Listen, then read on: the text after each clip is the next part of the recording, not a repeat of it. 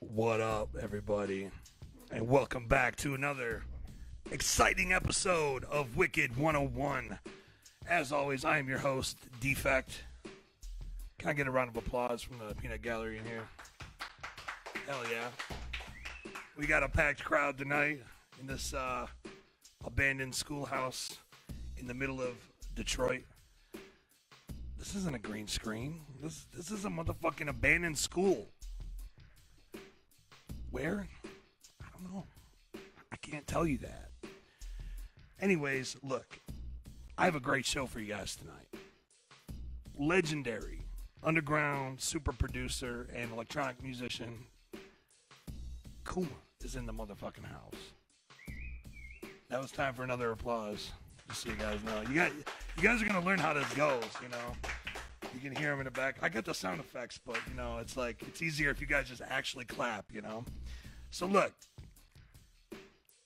I've been doing this show. This is the 12th episode now, and we've had everybody. We've had the ROC.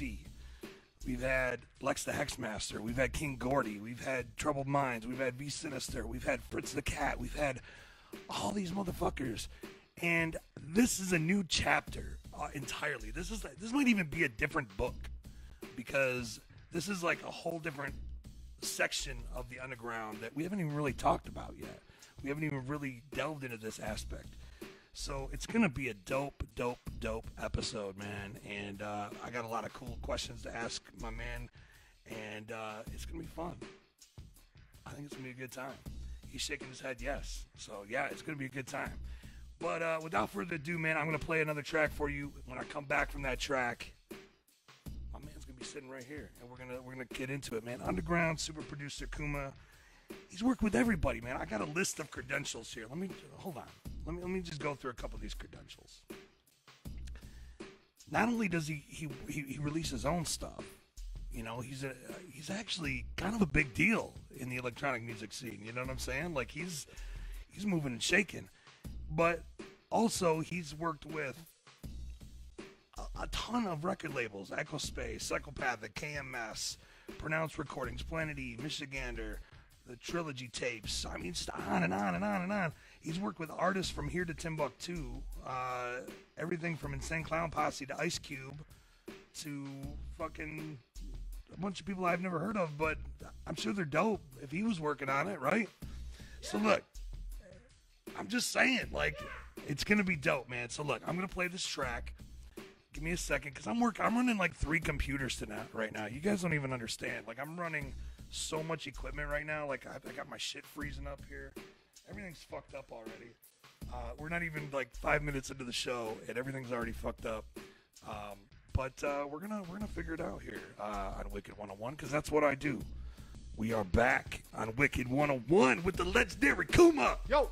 You're supposed to be hitting the air horn, hey, man. What's up? Oh. I told you that was your shit to do. Oh, man. I feel like Pitbull up in this bitch. Man, I saw Pitbull when he wasn't, like, huge, and I think he played at, like, Motor City Casino. This was, like, 7 years. This is when he did that song that was kind of putting him over the edge, you know, I know you want me, or whatever the fuck. Right. And every time he would play, it'd be like, after every song, oh my god! Oh my god! It was the worst. Yeah, it's you can wear it out really quick. It was like, come on, dude, what's your gimmick here? It's got to be the horn, you know. So, what's up, man? How's it going? You tell me, man. Like, did you find the abandoned school easily? Like, did you get lost on the way? Yeah. I feel like it's pretty close to where you stay at, right? You know what's really good about this schoolhouse? There's a Hungry Howie's right next door. Oh shit! And this Hungry Howie's is supposedly haunted. But I'll tell you what, it's got the best Parmesan garlic cheese bread ever. Did you get a chance? I haven't had it yet, but I could okay. smell it. It's permeating the airwaves. Yeah, because we brought like a little mini fridge, We've got the little mini fridge kind of hooked up in the abandoned school. I don't know if you've tuned into the show before. I've seen a couple episodes. I'm a big fan. Yeah. Oh, I saw Fritz Fritz episode. That was a good one, man. Yeah, there was a lot of he brought a whole. That's my homie. Yeah. Oh my god. I hope he calls in. I hope that motherfucker calls in. Call in, Fritz. Yeah, if you're watching, motherfucker. Yeah, he better call in. He's gonna have some stories. Right. He's probably gonna talk about when you were in diapers and shit. Oh shit. Yeah. Oh my god. Yeah. So I saw that episode. I saw a little bit of the King Gordy thing. That was really cool. Yeah. Very, very interesting. And the ROC one was really dope too. Yeah, Brian. I didn't get to see his episode. I need to check it out. Oh my god. Dude. Yeah. That one was the knowledge dropper of all knowledge droppers. Oh yeah. He's like wisdom. Oh my god. And the coolest guy ever. No shit. Yeah. 100%. He's so cool. Yeah. Dude, so on Wicked 101, we announced back in the day when I first started that Fritz the Cat actually helped us run power from next door. Hungry Howie's? Was it Hungry Howie's? Or was that the other? Was that the other building you were talking about? It might have been the other building. Ooh. Okay. But anyways, Fritz helped us get power to the abandoned school so we could do this. I feel like we shot Hater to death here, Steve. What do you think? It's possible. Yeah. Yeah. Steve's gonna be another Steve, not the Defekt Steve, is gonna be joining us. Right. Cameraman Steve, part of Shinobi Squad, is going to be joining us, and we're gonna shoot some shit, right? Yeah, for sure. He's videos. Welcome to chime in, man. But this looks just like the music video we did for the Clowns, Hater to Death. I mean, this is it. Right. Probably the same location. It might be the same location. I didn't shoot that. The Decca brothers did, but we helped produce that. You were probably involved. Yeah. Well, shit, man. Let's dive into it. Let's. I want to go to the very beginning. Oh. Okay, where are we going? We're going so far back that you're gonna have to You want to talk about my first memory of my life? No, okay. I want to talk about. Because I know it. I remember it. I want to talk about when you were not a grown Papa Bear. When you were just a cub. Baby bear. When you were a baby Kuma Bear. Baby Kuma Bear. Baby Kuma Bear cub. Baby Kuma Bear cub. And you were just getting your first entrance into music, and what inspired you? What led you to where you are now? Not only doing the electronic music thing, but what led you to psychopathic? I want to talk about all that shit. So we got a lot to talk about. Yeah, let's talk about it. What's the very first question? So the first question is, yes. What are your inspirations when you were a baby cub? Inspirations. I mean, it was everything. It was like Frank Zappa to the Police to Men at Work to Devo to oh man, it was everything. Depeche Mode and Excess. My father, it was Weird Al Yankovic. It was. I've seen Weird Al twice. Yes, I've never seen him. Dude, he puts on an amazing show, bro. It is unbelievable. Because he'll be doing costume changes and set changes and fucking. You're watching a video and you don't realize he's building an entire set back there. Oh my god, he's a showman. He's awesome. Yeah, I'd love to see him play. But. That's pretty much. I mean, my father was has a very eclectic taste. He schooled me growing up on everything under the sun, from Devo to Weird Al to Dr. Demento to just all sorts of strange music. And he loved Frank Zappa. He loves Frank Zappa, and just everything from those groups I've taken, and I got into the 80s, I got into Depeche Mode, I got into NXS, I got into there's so many groups I can probably rattle off. The Police were huge. Michael Jackson was huge for me, everything. I just love music. The whole gamut. Yeah, Yazoo, that's there's just so much music. So when you decided that you were when you were baby cub, baby bear.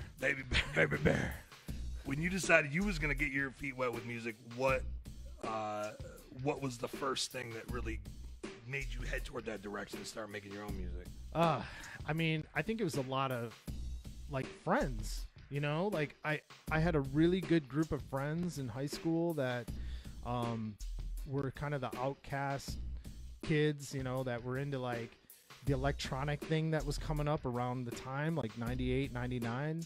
Some of them even liked ICP. And that was a big time for electronic music. It was huge, especially in Detroit. It was, well, I mean, actually, especially on pop music, the Prodigy was popping off. Oh yeah.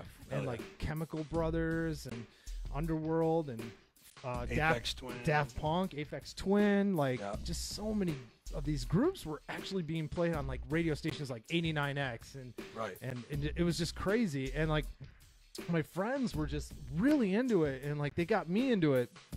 And then the combination of them getting me into it and me being a video gamer, like listening to these game soundtracks like Final Fantasy and Eternal Champions and Mortal Kombat 2, especially, like that really, led me down a path of like, okay, like how the hell do they make this music, you know? Right. Like, so like I looked into started looking into gear. I started looking into computers, especially like Reason. Well, Reason wasn't even available, but the first program I got into was like Impulse Tracker, which was like, I don't remember that one. It's just a series of like matrix style of notes that you put in like from top to bottom, and you would just program notes, and like people still use it. Like Aphex Twin writes all his stuff like on a tracker program, you know, and like hey, if you make a hit on it, fuck it, right, dude, like people still use them. Like there's a program out now called Renoise that this guy like Mitch Murder wrote all the Kung Fury stuff. You ever see the Kung Fury? Oh, those are sweet. Yeah, he wrote all the music like on a tracker, right? You know, and they're the sweet. So I got into that, and then I got into Rebirth, which was like the very first like emulation software, like 303s and 808s. And so like I was just making right out of the gate, you were a synth head. 14, 15 years old, yeah. Just synth all day. Yeah, synth. So you play keys? Like, is that I can play a little bit. I'm not gonna bullshit you. I ain't no fucking Beethoven and shit. But I mean, I can play a C minor and go to a G minor, and that's about it.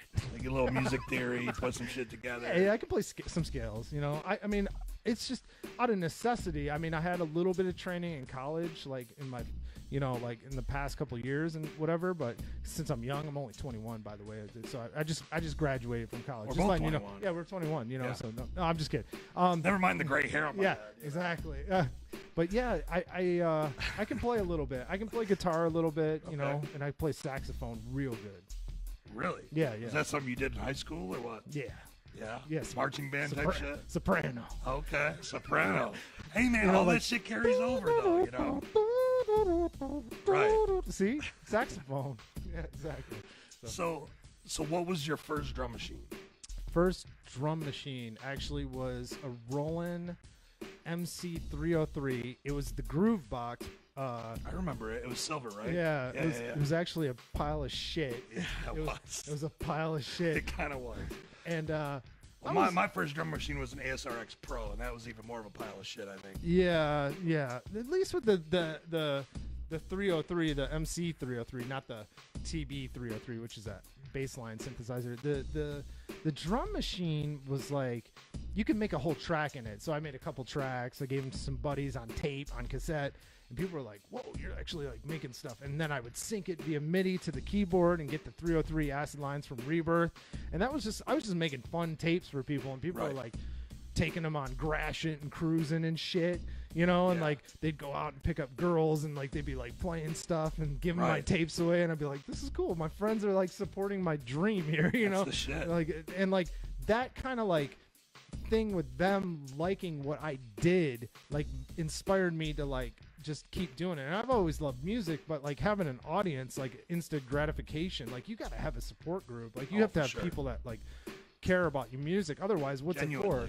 Yeah, because what's it for? Like, I mean, making money from it is cool, but like really it's about creating a feeling. So like my friends in high school were like a super duper influence on like the fact that you're still here doing it. Yeah, and like I mean now it's a little bit more for myself and my family, but like I still try to make music that people love, you know, because I mean at the end of the day that's what you're trying to do. Absolutely. Yeah. Absolutely. It's all about making a good fucking song. Definitely. That people are going to relate to, and hopefully you sell a couple copies. Exactly, you know? right? Yeah. So air horn. Buy some shit. Yes. And we'll and honestly, right on the screen we have your website addresses. Yeah, right there. So this is my stuff. Right now, like you can find me at Facebook. I mean, we could plug this at the end of the show. I don't need to plug this. We plug this at. You guys can see it, but yeah, you can find me all over the place. I've been doing a bunch of shit, but these He's all over the place. I'm all over the place. He's a I'm crazy. producer. He's a musician. He's flying overseas. He's A little bit. A little bit less. Like people don't realize. I think here's the thing. I don't think a lot of people that like they seen your name here and there, produced by Kuma, on a psychopathic project or something. They don't realize that you also have this alter ego. Not really an alter ego, but you have a whole other aspect of your musical career where you are actually a legit musician. Like you're doing big things, right? I mean, I felt like I was a legit musician more for ICP. Really? Yeah, Okay. I mean, it's all underground music. Right. I mean, I think being able to do stuff for Psychopathic, opened doors to like making music for Danny Brown, making stuff for Ice Cube to rap over. Right. Just like I'm gonna sit here and like, give them props more than anything. But I mean, my stuff like techno and dance music is like my passion, like that came before, the whole Wicked shit. Thing, ICP, horrorcore, Wicked shit, whatever you want to call it. Like that came, techno and dance music and electronic music came before that. Right. So it just kind of morphed a little bit. it definitely morphed, and I mean, they encourage like ICP. Like if you hear like their first couple records, like Mikey Clark. I mean, a lot of people don't know this about him. That guy kind of has the same arc like I do. Like he came up the same way. Like he started off like as like a dance music techno guy. He's got records that are worth thousands of dollars that nobody knows about under a different name. Some people might know about him. I mean, maybe I shouldn't talk. And he gave them to me, and I looked them up on like Discogs, and I was like, "Holy shit, dude! Like this track is like this track is like banging ass, boom, boom, boom, boom, boom, boom, with like squelchy ass like acid lines and shit, and like it's a huge track in Europe. People still hunt for this record. So he kind of came up the same way I did, and then by necessity and like loving music, he had to work in the studio with a whole bunch of people like Esham, ICP, George Clinton, all those people back in the late 80s, early 90s.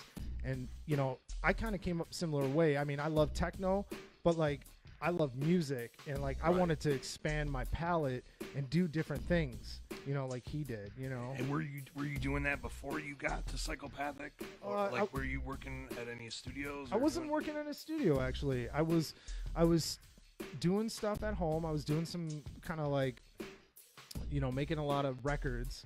The year I actually came to Psychopathic, I wrote like a pretty big hit record that BBC One radio played a bunch. And then that year I did a lot of touring. Like I went over to Russia, I went to Berlin, I went to Amsterdam. I played a lot of gigs.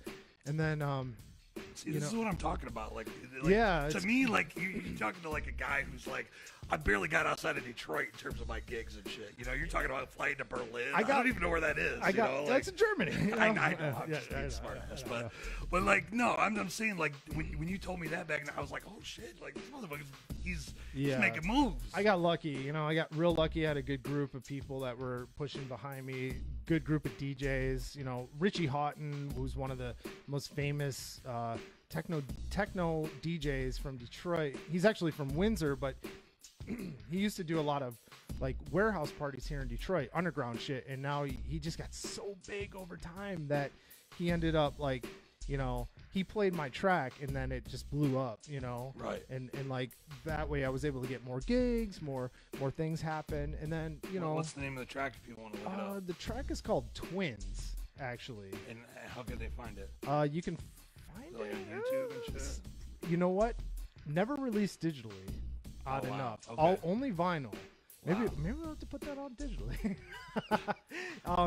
Wicked 101, not only schooling y'all, but getting him with the times too. Right, exactly. So it was vinyl only, so you could still find it on record. You probably find it at Discogs, like DISCGOS or something like that. And then if you look it up, it's Brian Kage, Kage, and then it's called Twins. It's on the Cloned EP, and then if you find it, like, it's there. That's a lot of info, but if you guys want to try to get it, you know, it was a hit record. I want to try to find it. Yeah. Like, shit. You know, it's like I don't know a lot about that aspect of you, to be honest. You know, no doubt. So that's why I'm asking some of this. 'Cause I'm interested, and I think they're gonna be interested too, to be like, what else is this motherfucker working on? You know? Yeah, and then like from there, like I got the random chance to come work at Psychopathic. Like, you know, touring takes a toll on you.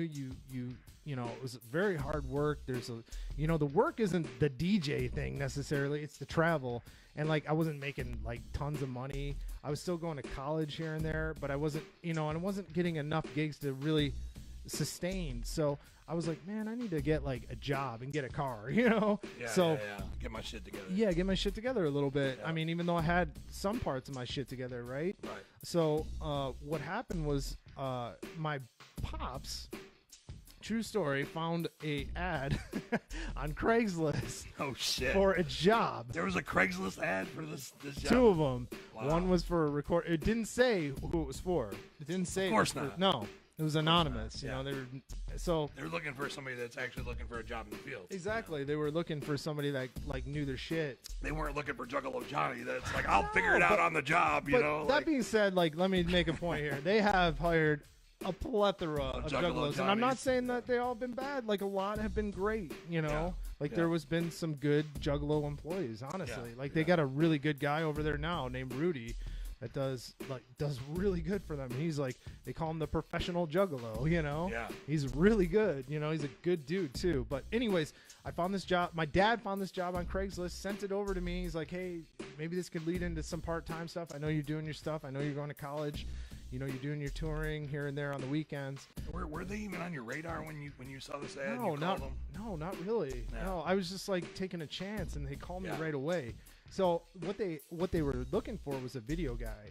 Okay. And they had another posting for audio guy, and I was like, I'll try the video thing because I was going to school for video, and you know, I thought like it would be a conflict of interest with what I was doing like audio wise.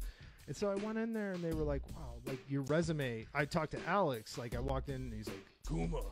Or no, he didn't say Kuma at that time. No, I'm sorry. He said, Brian. There yet. Brian. This is Alex. He would like close his eyes and look up, you know, and he'd be like, all right, man, I see that you got a lot of experience with audio stuff, too. What do you think about possibly doing a split thing where you work video and audio? And I was like, hey, man, I'd be interested in it. Is this like a full-time thing? Is it a part-time? Oh, this would be full-time. This might be your life for the next 30 years. And I was like, shit. And I was like, wow. Oh, you know, I was like, oh no. And man. So they showed me around. They really liked my demo reel, my video demo reel, because before all this DJing stuff, I did a lot of videography for wrestling, because like when I was younger, I aspired to be a wrestler. Right. And so like didn't we all at some point? I went through training to do it. I did it through LA, and I went to Tijuana. What was your did you have like can't tell you. Can never tell you. Oh That's the God. secret. You knew what I was gonna ask. No. Everybody asks. I was like, what was your shtick? No. Oh, my shtick. I wore a mask. I was gonna bring the mask tonight. Shut up. Next time. Did you have a name? I had a name. What's the name? This is the artist formerly known as. Come on, dude. We gotta school him. It's Wicked 101. No. We can't tell him that. It's that bad? Yeah, it was great. It was a great name. Yeah, it was a great name. You don't want him to look it up. If they can find it, they can find it. They might find it on YouTube. Is there videos of you wrestling on YouTube? I don't know. There is. He can neither confirm nor deny. Neither confirm or deny tonight. Oh my God! You gotta have to show me that after the show. Oh hell no! She's never seen it. Oh wow! She's never seen it. Oh man! Tapes are somewhere in undisclosed location. Oh, they're like locked in a box. She's like been dusting and found the box, and she's like, "What is in this safety box? Deposit box?" You know. Oh wow! You know, one time I was on tour, and I was on tour for Slam TV, and I was really close with all the dudes, like Too Tough Tony and Corp at the time when he was cool and not crazy. All the cool dudes, and like Scott D'Amore was like, man, I heard you were a wrestler. Show me some shit. And I was like, really? And Scott Demore is like no bullshit guy. He's a dude that like trained people. So he was like calling me out. Wow. And I was like, okay, all right, let's go. Let's go in the ring. So we were in St. Louis, so we were at Pops. And like, he was like, all right, let's do some mat work. And I started doing mat work, and all the guys were gathering. I mean, I'm bragging right now, right? I'm bragging like a motherfucker right now. All the guys started gathering around there like, whoa, like, why aren't you wrestling? And I was like, well, like I blew out my knees, and I had like 2 knee surgeries, and I'm not supposed to do it and shit, but it's all good. I mean, I really liked it, but I'll tell you the truth. Wrestling is like The Wrestler, the movie. Like, I saw some shit in like the short time I did it where I was just like, oh my God, man. Like, they go through hell, man. Yeah, I was like, hell no. Yeah. Bro, hell no. Bro, look, there was one random gathering where they had open wrestling, and they did. You tried it, dude. Look, you tried it. Look, man, I was just a fat juggalo kid. Yes. Like, I was just a fat juggalo kid trying to be a rapper, and my buddy was like, "Hey, man, it might be fun. You just gotta sign a waiver. Let's go in the ring and wrestle." Man, look, my boy. Look, my boy was probably twice my age for one. He's also about 3 times my size. So I was like, I'll do the flying eagle boy clothesline, right? You get on the top rope. Oh my God! He caught me in the air. I'm getting animated here. He caught me in the air and he body slammed me. Oh, dude! Oh my God! It knocked the wind out of me, bro. Oh yeah. And it's like that was because the wrestling it's like all the dialogue is fake and all that kind of stuff, dude. But the bumps. Those are not fake. No, I got 2 knee surgeries to prove it, man. Oh my God, that's what caused the knee surgeries? Yes, yeah. I did a moonsault to the floor like an idiot, 18 years old, and I didn't get caught. Like I was a big guy. They're supposed to catch you outside, right? I flew over them a little bit, but they still could have like based me, where you like land on their shoulders and like get a little bit of science to this shit. Yeah, you gotta base them when they're coming out. Anytime somebody does a dive, you gotta be the base. You gotta catch them and break their fall, man. These people they didn't give no fucks. No fucks. It fucked me up so bad. Yeah. That like I was on a plane the next day coming home. Like, okay, Dad. Like, I hope you have insurance for me still. I'm glad I'm going to college. And like I went right in and like had knee surgery and physical rehabilitation and all that crap, and I was done. I was like, back to the music. Yeah, I was like, I like it. I love it. I'm really like, I was like in the style like Chris Benoit kind of like, but lucha libre, like, learning how to work both the right and left shoulder and all this crap. Anyways, it just kind of killed me. Right. Yeah, that's past Kuma, past Baby Bear. Right. Teenage Bear. Yeah. So once you got the job for Psychopathic, we kind of talked about what led into that. Mm-hmm. Walk me through a day in the life of Kuma. Like what I gotta imagine it's like Fritz told me that it was like Thug Rule Studio. Like whoever showed up first got to record, and then everybody else had to wait. Would you agree with that? I mean, I'm not going to talk Thug Rules, but I think it was ultimately at the end of the day. In other words, they didn't schedule it. Like it was just like, There was scheduling. There was a little bit. Yeah, but you have to remember who's fronting the bill. Like Right. Who's fronting the bill for the place? Who's the guys that made the building happen? When it's time to like do stuff for who's paying your paycheck, you gotta look out a little bit, Right. Yeah. And for the most part, like when a project's due, I mean, we ended up building. Give me a beer, Steve. This is some serious shit. Yeah, I need a beer. What's that? Is that Mackenzie's? I'll take a Mackenzie's. All right. Oh shit. You gotta open this though. All right. Hold on. I gotta break. We're getting into hot topics here. Oh shit. All right. Do we need a break? No. We don't need a break yet. Only half an hour in. After this question. Oh, Okay. What the hell is going on over there? We got it's an abandoned school. There are people breaking in. I got the wife listening too. It's just insane. All these stories, Word is on the street that people have been breaking into the school too. Yeah, did you and hear that? Spray painting shit on the walls. Did you hear about this? Yeah, what's that up there? It says the ones. Yeah, well that's been there since we started the show, but they're like you can't off camera. There's some shit. People have been breaking in and spray painting shit. I just hope they don't fuck up my set here. No shit. What the fuck was that? What the fuck was that? What was that? They're on Steve, to us. go out there and find out what the fuck that was. Steve, You got your piece on you, right? Steve, come back to the couch and talk to us about what that was in a minute, Yeah, okay? well, once you find out what that was, I just about shit myself there. I heard the gunshots, so Yeah, what the in a fuck? minute here we're gonna have to take a break. Oh yeah, And, we gotta get some Parmesan cheese pizza from next door. Yeah. So look, you were about to answer the question. I'm trying to avoid it. Can't you tell? No, I'm just kidding. Day in the life. Yeah, day in the life. I feel like the reason I'm asking the question is I feel like a lot of juggalos Are interested. have this, Yeah, blinders. The blinders. Like yeah. it's gonna be so cool, and like at the end of the day, it becomes work, right? Like Right. Like look, I help out an M&E, you help out Psychopathic, Yeah. And I grew up. I'd like to help at MM and whatever, but you know. You can't even say it right. This is my application, George. I'm drinking, bro. yeah, What's yeah. up, George? No, for I'm just real fucking though. with him.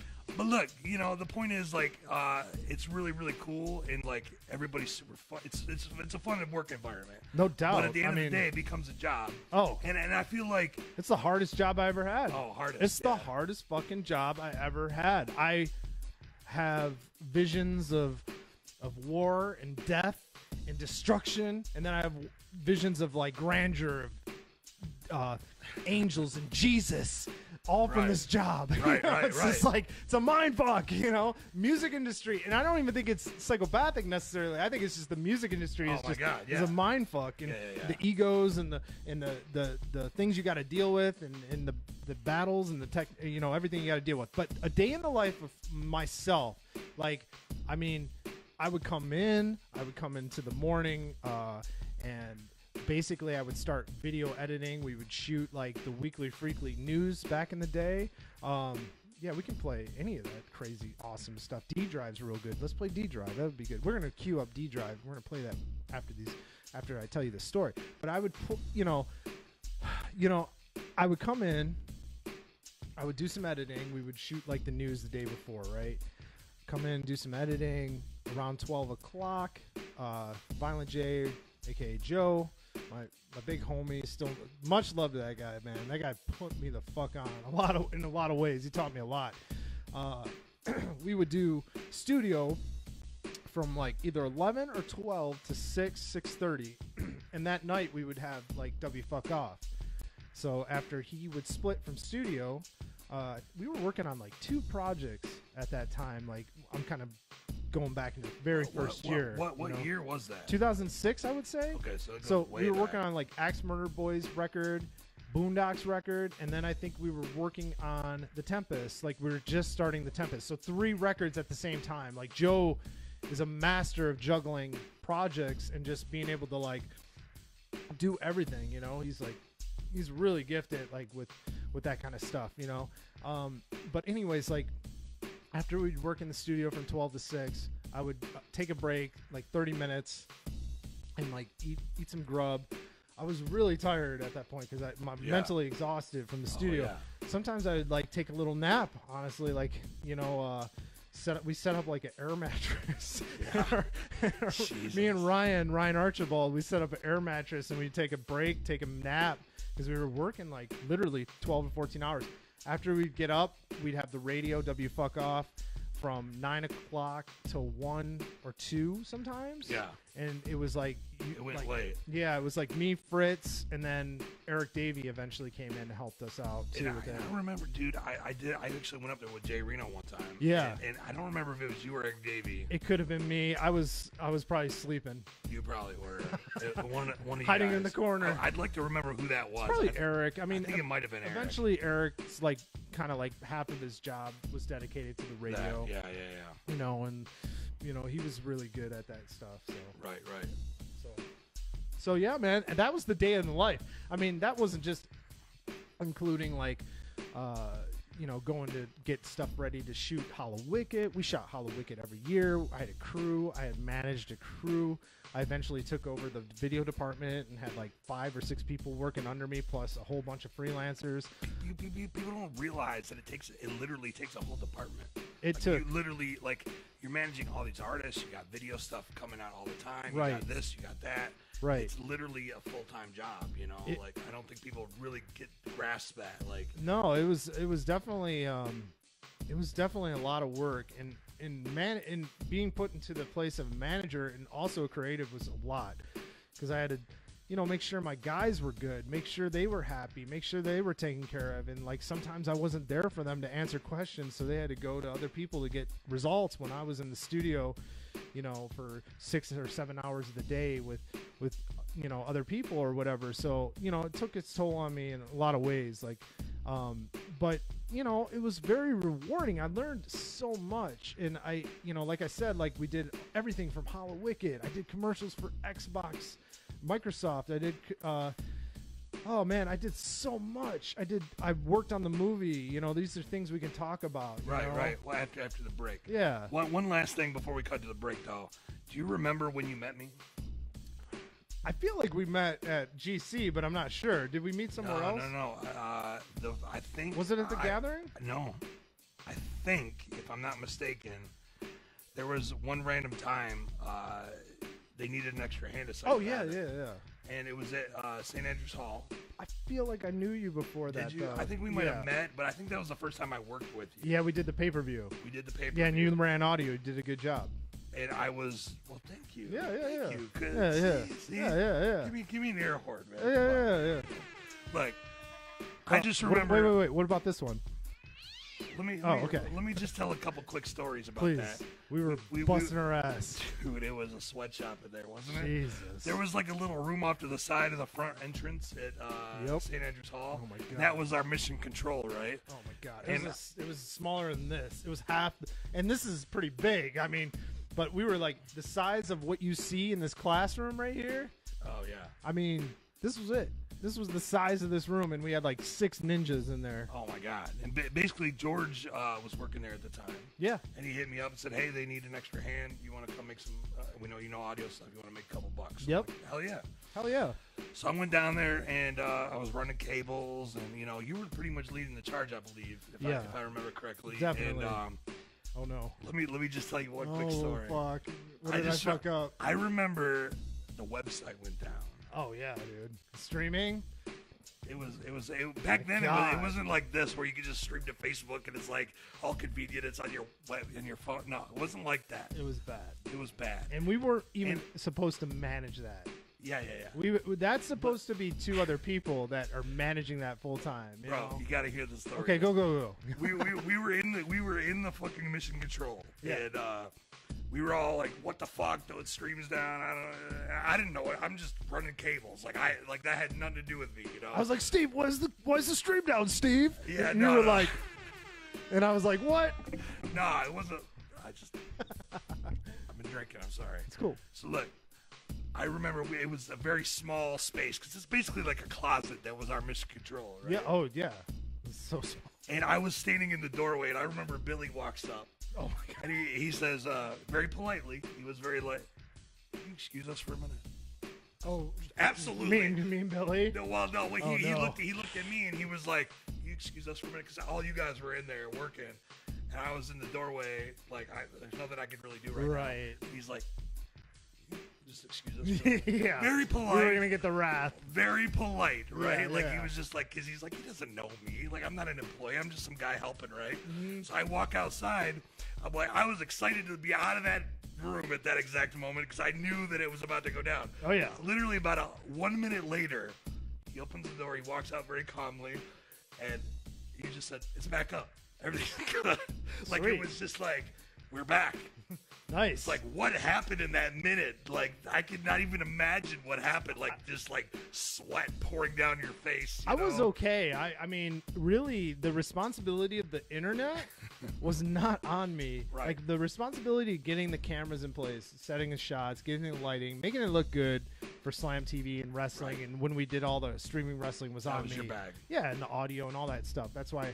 But like, we hired and we paid big fucking money to these streaming people, and like, they were not delivering.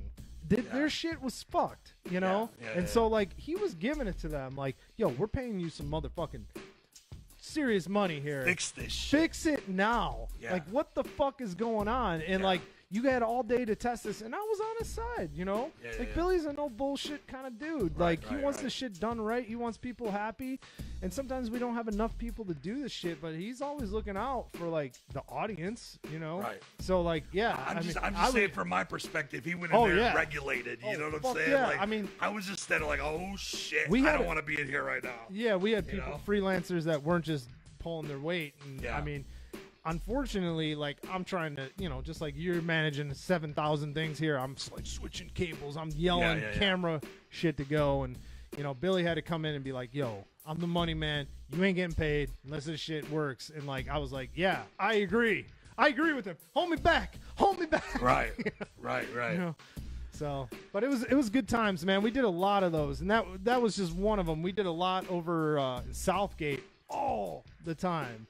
Yeah. And that was pretty smooth. Like, the Modern Exchange? Yeah, I remember the mod. Yeah, hell yeah. Dude, the Modern Exchange for wrestling was pretty fun. It was cool. It was pretty cool. And I bet you got some cool shots from, like, the balcony. The balcony side. Yeah, we did some cool stuff. We did some cool B-roll for, like, and some cool vignettes and stuff. But really, I mean, like, I think ultimately for wrestling, we should have just bought a damn venue, you know? Yeah. I mean, we could have ran all the time, Probably. but I mean, it is what it is. We had a good time doing that stuff, you know? Right. So.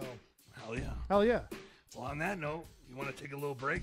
Let's get some pizza, man. Get some beer, pizza. We haven't eaten yet. I'm so fat. I need more pizza. So you want to tell them what this track is that I'm about to play? We're gonna play a track. We'll play 2 tracks. Okay. We're gonna play D Drive and whatever else you want to play. Let's play Deep Canyon. These are all tracks you worked electronic stuff you did, Deep right? Canyon. Deep Canyon. Yeah, Deep Canyon. It's a remix. All right, so we're gonna play a track I did called D Drive. Oh, there it is. Came out about 2 years ago on my label, Michigander. I don't know if you'll be able to see this. This is the official New Era hat. How do you get one of those hats? I can't tell you, man.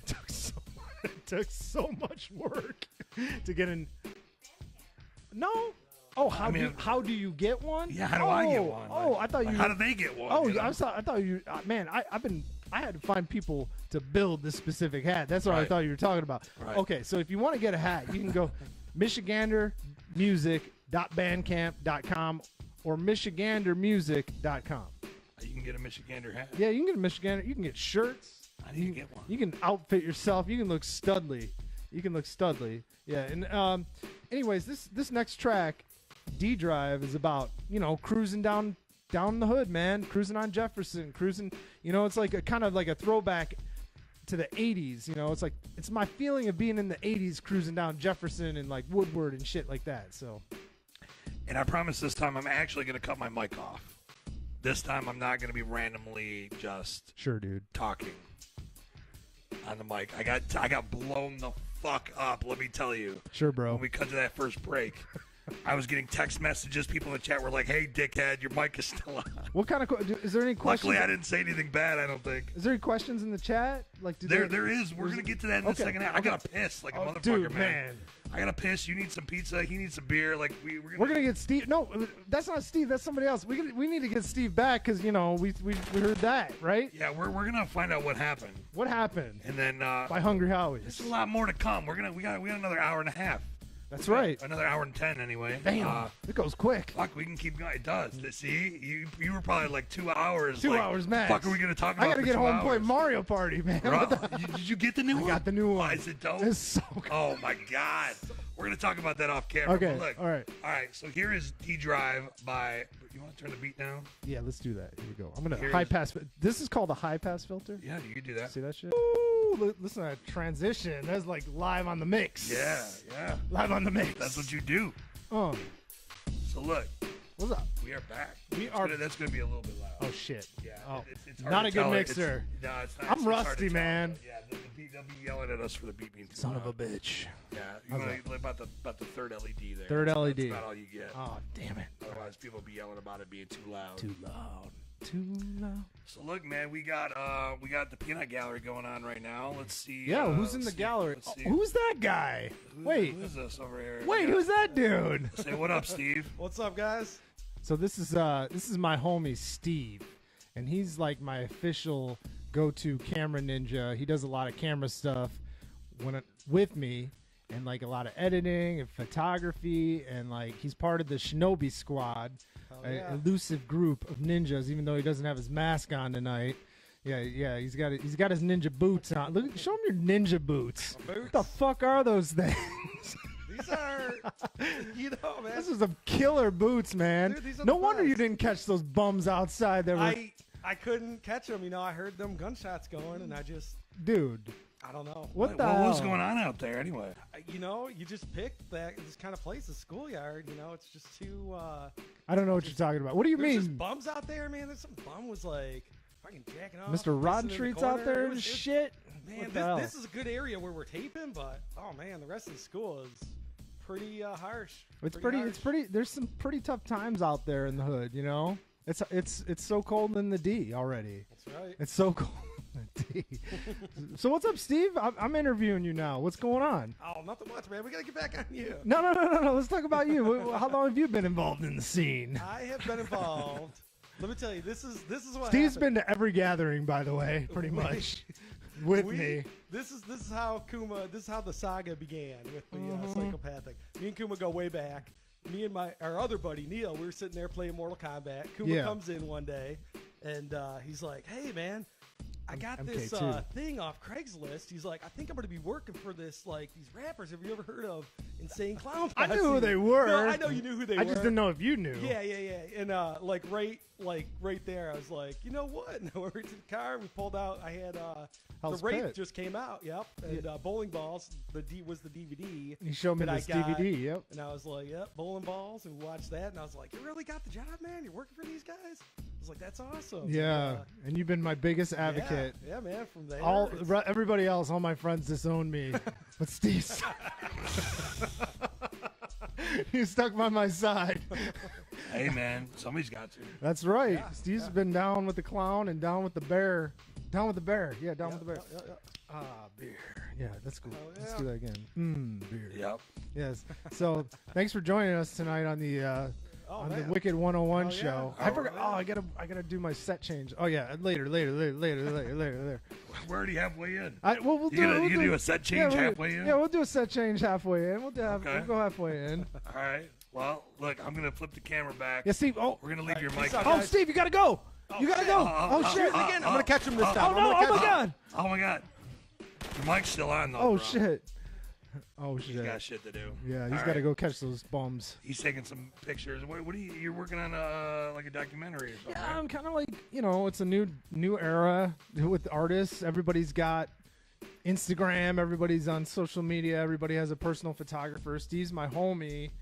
And I ain't got money. I ain't money bags, but I need some good photos and good videos. So Steve's been doing a lot of stuff, been archiving a lot of material for me since 2007, 2006. He's shot a lot of stuff. The first time I did Movement, the Movement Electronic Music Festival, Steve went down there with a camera, shot some stuff, has had it backed up for many years. He's just been collecting a lot of footage throughout my career, and we have a lot of really good B-roll, a lot of cool looking stuff from me playing in clubs and stuff at the gathering, stuff, here tonight on the radio show. Just someday, I'll put some, I'll put some press stuff out, EPK as they call it in the industry. EPK. Electronic press kit. That's for right. those that don't know. That's right. I'm following you. Yes, exactly. you gotta have your ducks in a row. It takes a long time to get some good looking stuff, but once you got some shit, you can really do some solid work, and there's some really interesting projects coming up, and I'm sure we'll talk about some things later on in the show. Okay, yeah, cool. Well, right now we got a lot going on in the chat. Let's see what people are saying real quick. And by the way, the phone lines are open now. They've been open the whole show, but I didn't have the number on the screen. 734-430-0549.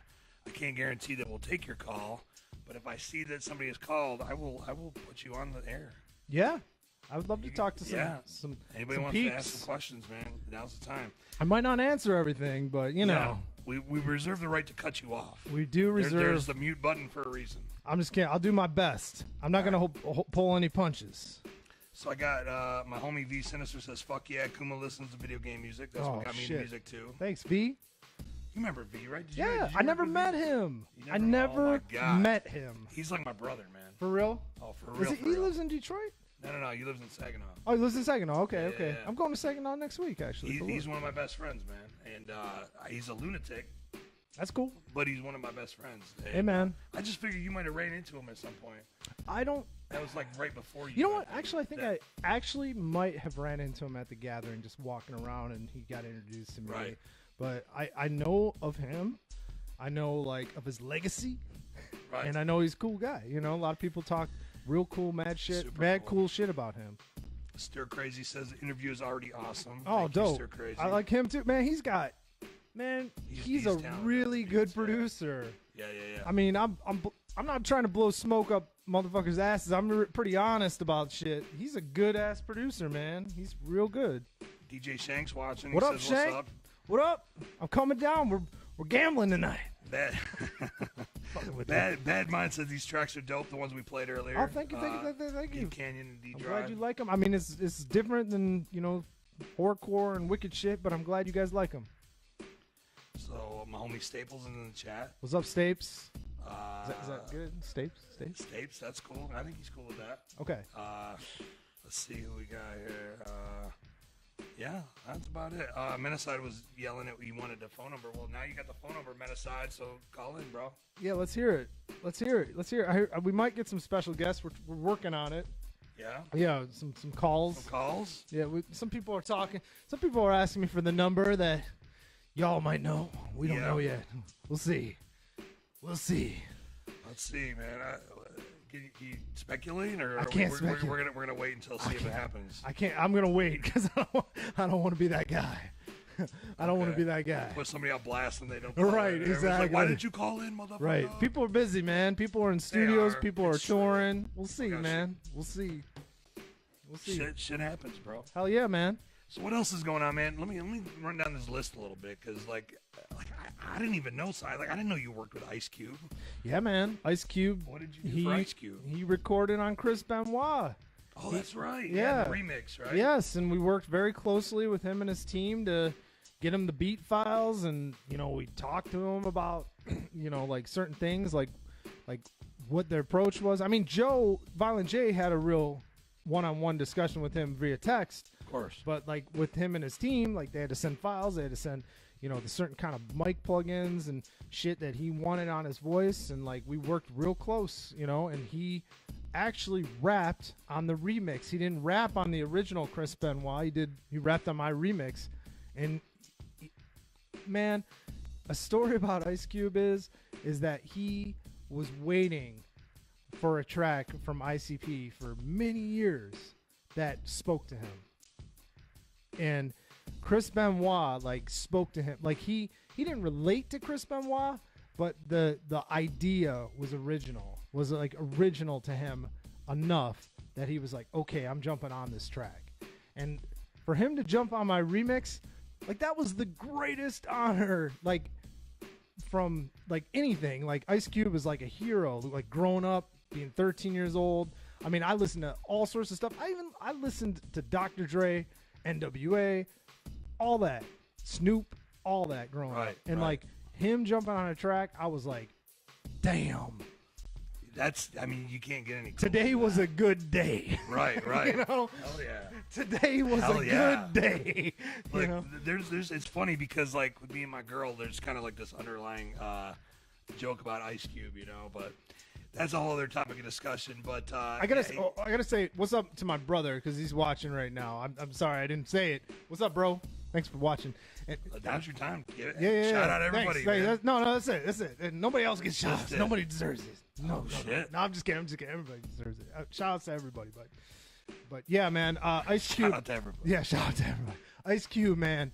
Me and Joe, when we got the tracks from him, we were like, I played it on repeat 1,000 times. We were looking at Did each this other. really happen? Are we dreaming right We now? were looking at each other like, holy fuck.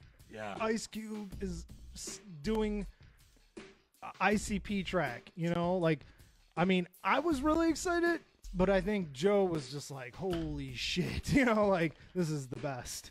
Yeah. You know, this was like a milestone for him, you know. And I mean, they've had everybody under the sun on their record, but I mean, Ice Cube like doesn't just do anybody's record. He doesn't feature on just anybody's shit. No. And he's real good, man. He's one of the best. Oh, he's maybe the best. He's definitely. Yeah, he's up there, man. He's definitely up there.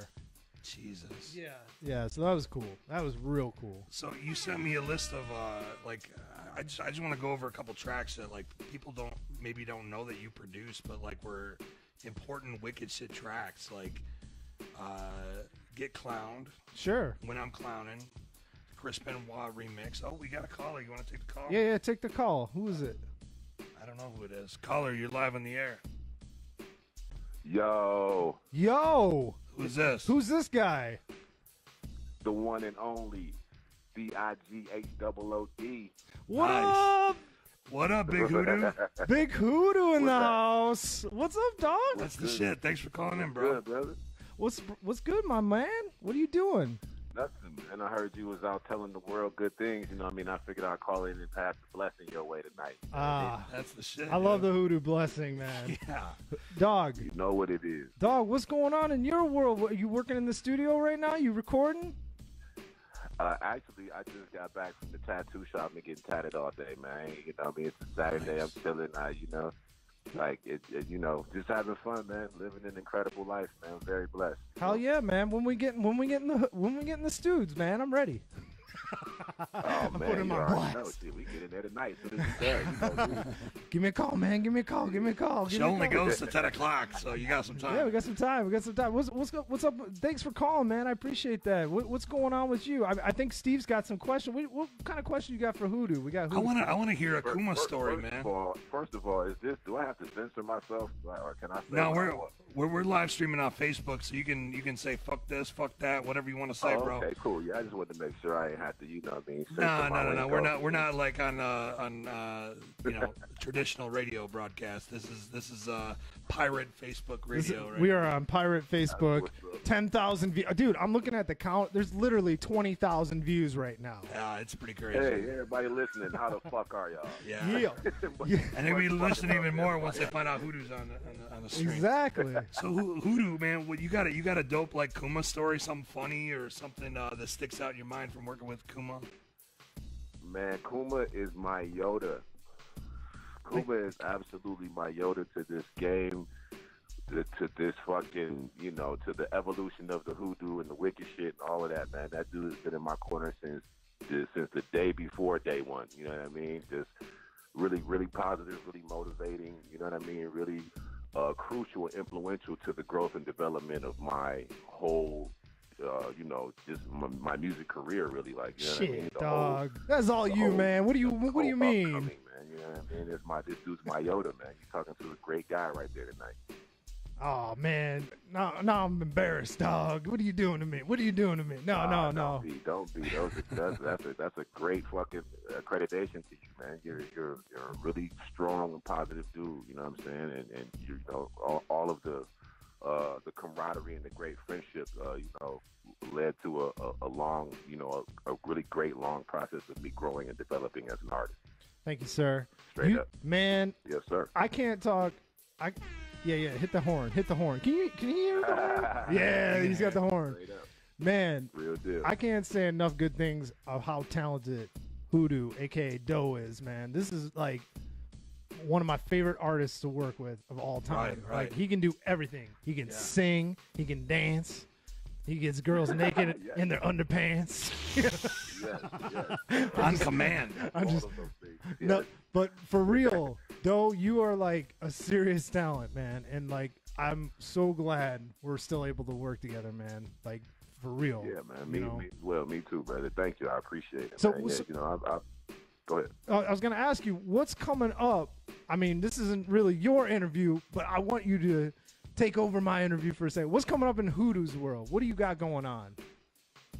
I got a few spot shows that I'm doing coming up here at, I think, the end of October going into November.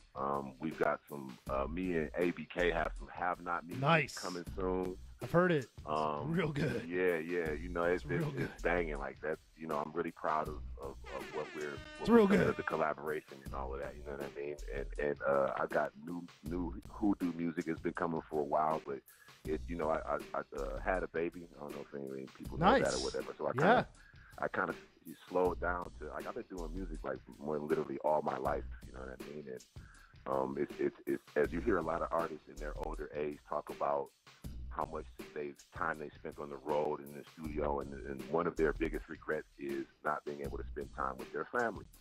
So when I had my daughter, my youngest daughter, actually, you know, it just kind of slowed everything down for me. No doubt. And it was important to me to take a step back.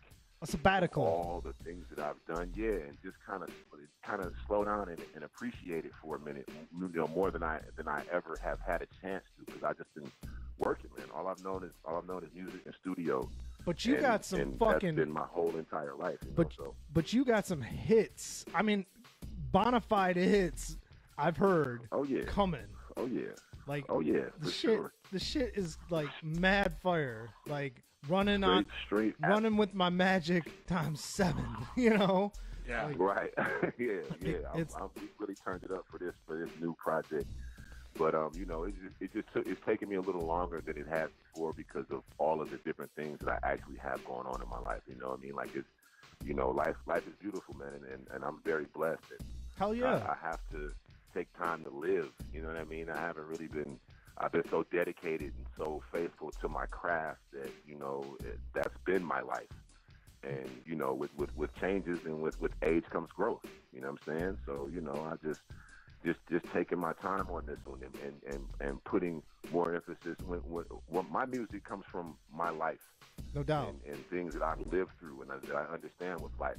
So I'm getting a little more life into the whole game in order to put more into my music, in order to, you know, fill the world with the things and, you know, joy and also the trials to help people get through it, man. You know how I do, man. So we're getting the thing is we're getting in the studio real soon again, and we're gonna be we're gonna be working on, like, we're gonna be putting the finishing touches on some shit, right?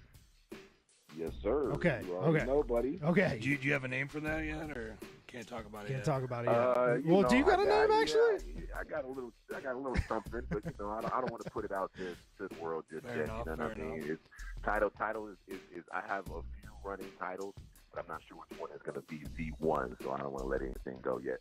That's cool, man. Dog, you know I got mad love for you, and I do anything for you. So thank you so much as well, brother, for calling in. Yeah, man. That's super dope. I heard Thank you. you. You know what I mean? I got wind. Somebody flew me a kite and said, "Hey, Kuma's on." I know. Like, what Kuma's doing? What? I'm gonna call him. I'm gonna fucking call him my big bro and bless the shit out of his ass tonight. Hell yeah, bro. Hell yeah, man. Well, hit me up, man. We got some work to do. You already know, brother. The gears are really like it. You know how it is, man. When you spend a little time away, it's like it just calls you back like crack, man. Like, I need to light the pipe and just take a long hit. When's the next? Right back to it. Yeah. When's the next show? Is that with Killa? No, actually, my next show that I'm not sure. The next show I got actually that I can think of right now, because I just got the flyer again resent so I can post it on the media, is me, Clay, and Ouija. We're doing a show in Lansing. Do you know the date? I believe it's November the 10th. November 10th. Hoodoo, Ouija, November DJ Clay. We're promoting it. There you go. We're promoting it. Yeah, man. Right. That's just gonna bang out. That's man. a good show. I heard it's already doing numbers or whatever. So dope. Yeah, we're gonna go rock that shit out, man. Where's it at? Where's it at, though? It's at it's November the 10th, and at the Loft in Lansing. Okay. Tickets are selling out fast. Get your tickets. Man, it's banging. I already heard it's banging out. You know what I mean? You know, Ouija's doing a great job. You know, Clay's always riding, and we're gonna come together and bang that thing out, man. You know what I mean? Like, it's really a great time in our game right now, in the underground and psychopathic, and just all the things that we're doing. It's really a great time. There's a lot of eyes on us. There's a lot of attention being paid to us. You know, we did the march, and ever since the march, man, things have just been really strong for us. You know, and the world's watching, man. So we're just trying to, take the reins and ride hard for the whole family, man. You know what I'm saying? Shout out to all the juggalos, all the family across the world. Shout out to all the supporters and all the haters. Hell yeah, man. We need you guys too. Hell yeah, man. Right. We need you guys too. Thank you guys so much. Thank you, Doe. It motivates us daily. You know what I mean? You already know what it is, brother. Hell yeah, brother. Thanks for calling in, man. And give me a call, man. I got my phone on me. Text me. I'm on you, brother. I'm on top of you like a sloppy hooker. Oh God, oh man. Oh man. All right, Big Hoodoo, ladies and gentlemen. Thanks for calling in, Thank you brother. so much, bro. I appreciate it. Peace out, brother. No doubt, bro. Bless. Y'all have a great night, man. I'll holler soon. You too, man. Peace out. Peace. That was cool, man. Doe is Super cool. he's fucking. I'm telling you, he is one of the most talented guys I've been in the studio. He's so underrated. Right. He's so underrated. He can do all sorts of styles, like triplets. He can do the Tech 9 thing. He just doesn't do Whatever you need. He can the Tech 9 triplet machine gun shit. Like he can do real good storytelling. Oh shit! Oh shit! Oh shit! Oh shit! Right. I think Steve's still out there. Possible. Yeah. Yeah. Yeah. This is a good track. It is a good track. This is, man. We might as well just keep that playing while Yeah, we're talking. we'll have you a know? loop. Yeah, we'll have Yeah. a go through. This track here is called Best Day in Detroit. I wrote this with a good friend of mine on a record label called Planet E. Okay. And it was, oh, thank you, darling. Thank you. Oberon, beer choice. Right.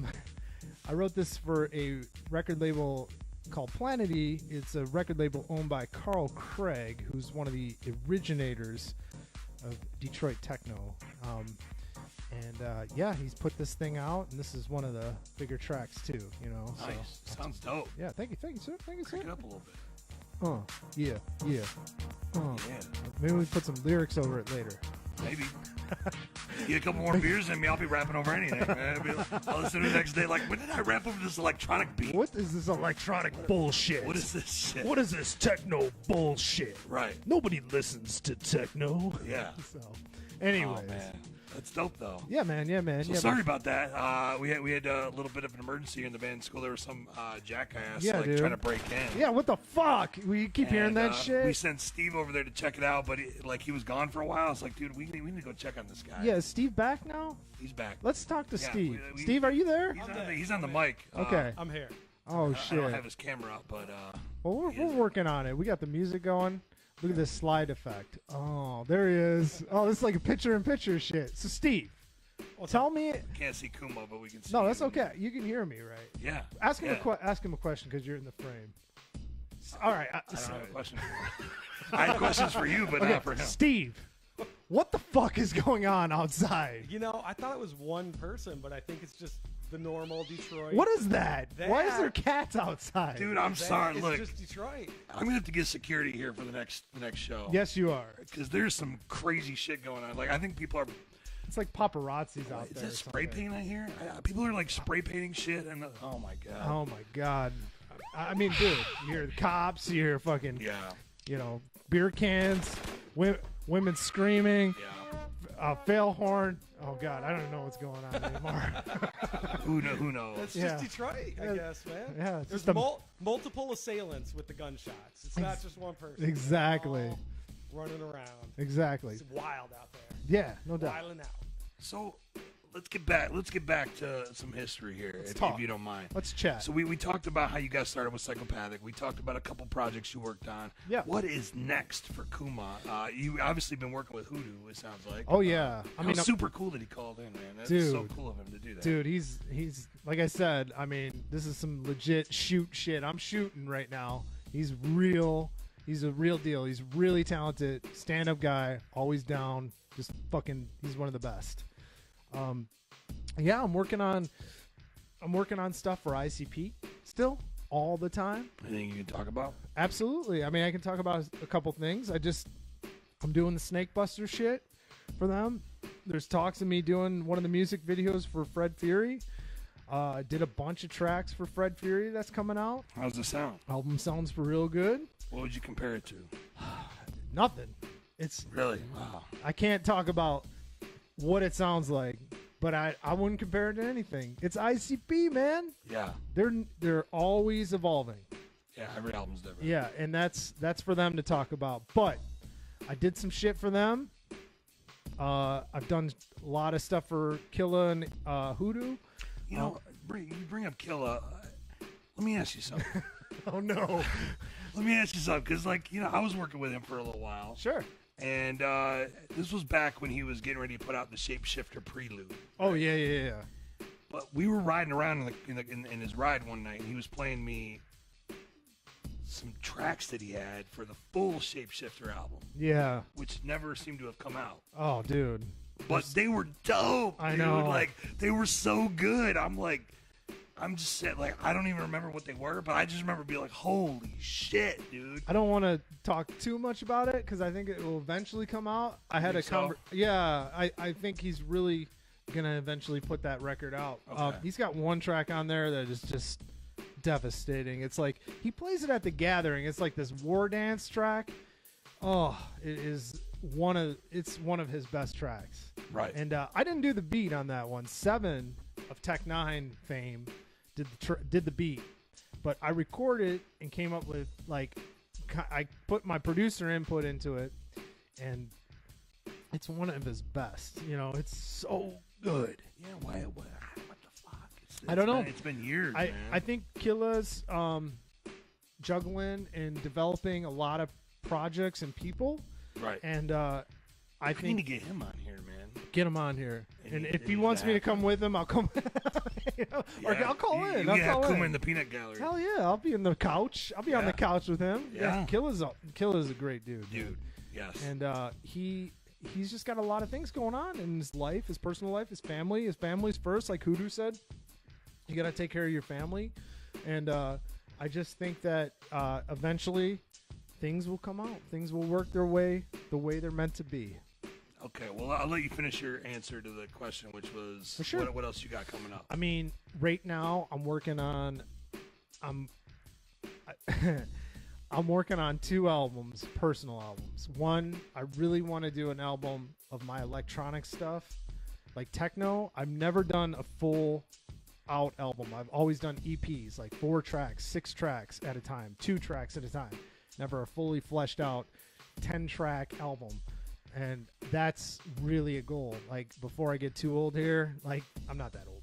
I'm 21, remember? 21, yeah, 22. 21, 22. I think next month you're turning 22 or something like that. Yeah, exactly. I just graduated. So, yeah, you're still young yet. Exactly. Yeah, we got our whole lives ahead of us. Exactly. I want to do an album for myself, and just to prove that I can do it, because it's a lot of work. And so that's one thing. Then I have a really interesting collaboration group that's happening. I found a singer that can really sing and can really play guitar, and he knows his way around the production aspects of stuff like Pro Tools. He can do everything. He can play keyboards, he can play drums, he can play guitar. So I just sit there and I just say, okay, that's good. All right, let's put this out and get famous. No, I'm just kidding. He's just really, really good, and it's hard to find those hidden raw talents that can do it all. And we're working on a band together, and we have there you go.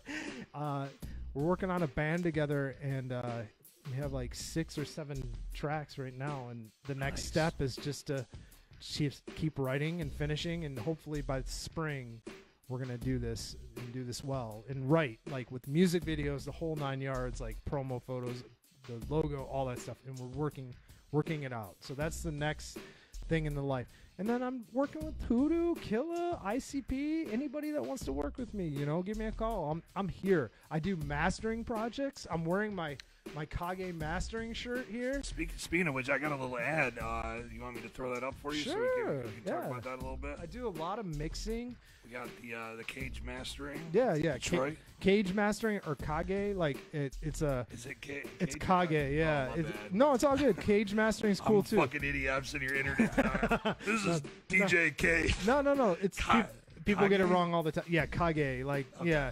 It's an old Danish nickname I've I had. just know you as Kuma. Cage so, is fine. I know. I got too many damn names. God damn it. Just call me Brian. All right. You're supposed to prep me for this shit. I know. Where's my crew to prep me? We were having pizza. I'm bro. blaming not, Steve. I'm not gonna interrupt you as you're having delicious Parmesan cheese bread. All right. I mean, really. I mean, you haven't eaten yet, but It's true. I'm still not gonna interrupt you.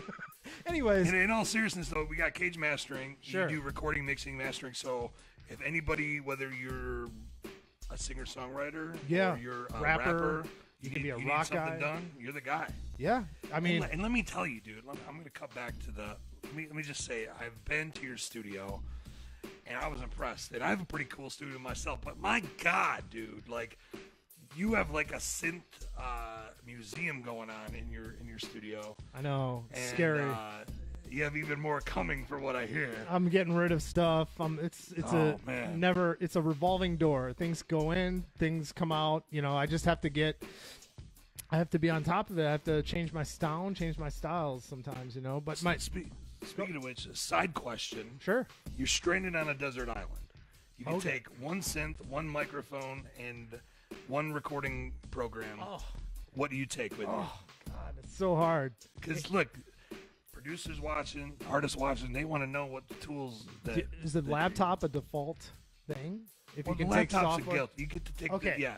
So you get. What about to take the sound card? Because Like, you know. for some reason, you only had one fucking program on All right, the hard so drive. laptop and sound card is included or Yes, interface. you get an interface. Okay, Of your cool. choosing. Cool. I'll, All even right. I'll let you choose the sound card too.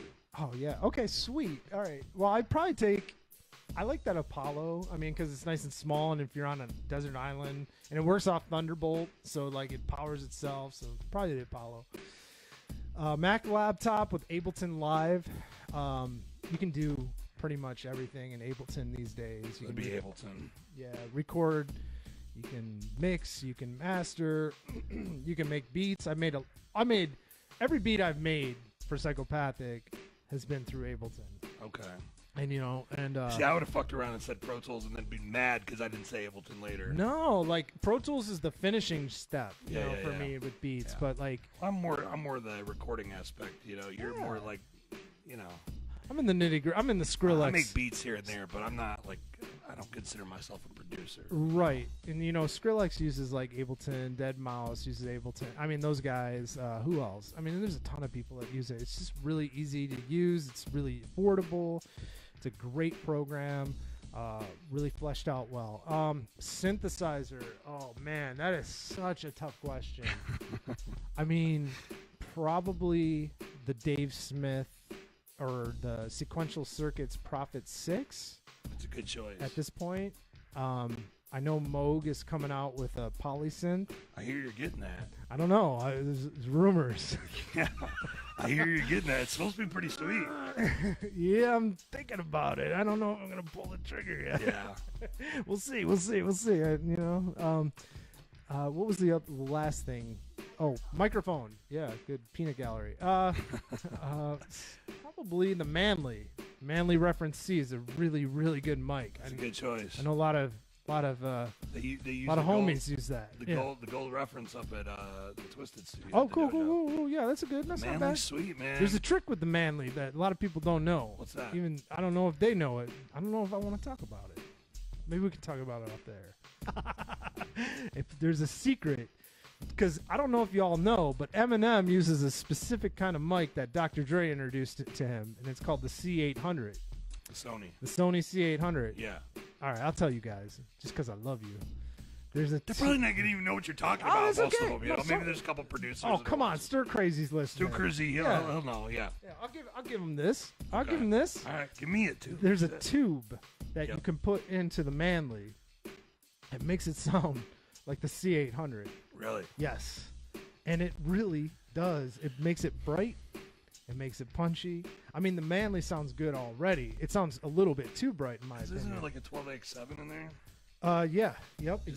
straight out of the box. 12A7. Yep. Yeah. But this is the tube from the Sony mic, and it is a game changer. Next level. Yeah, it's a game changer. It's amazing that little piece of metal can change everything. Yeah, it's $120 or something Worth like every that. penny, though. Yeah, and I think I got it off of Gear Sluts. I mean, we're getting into technicalities, but Yeah.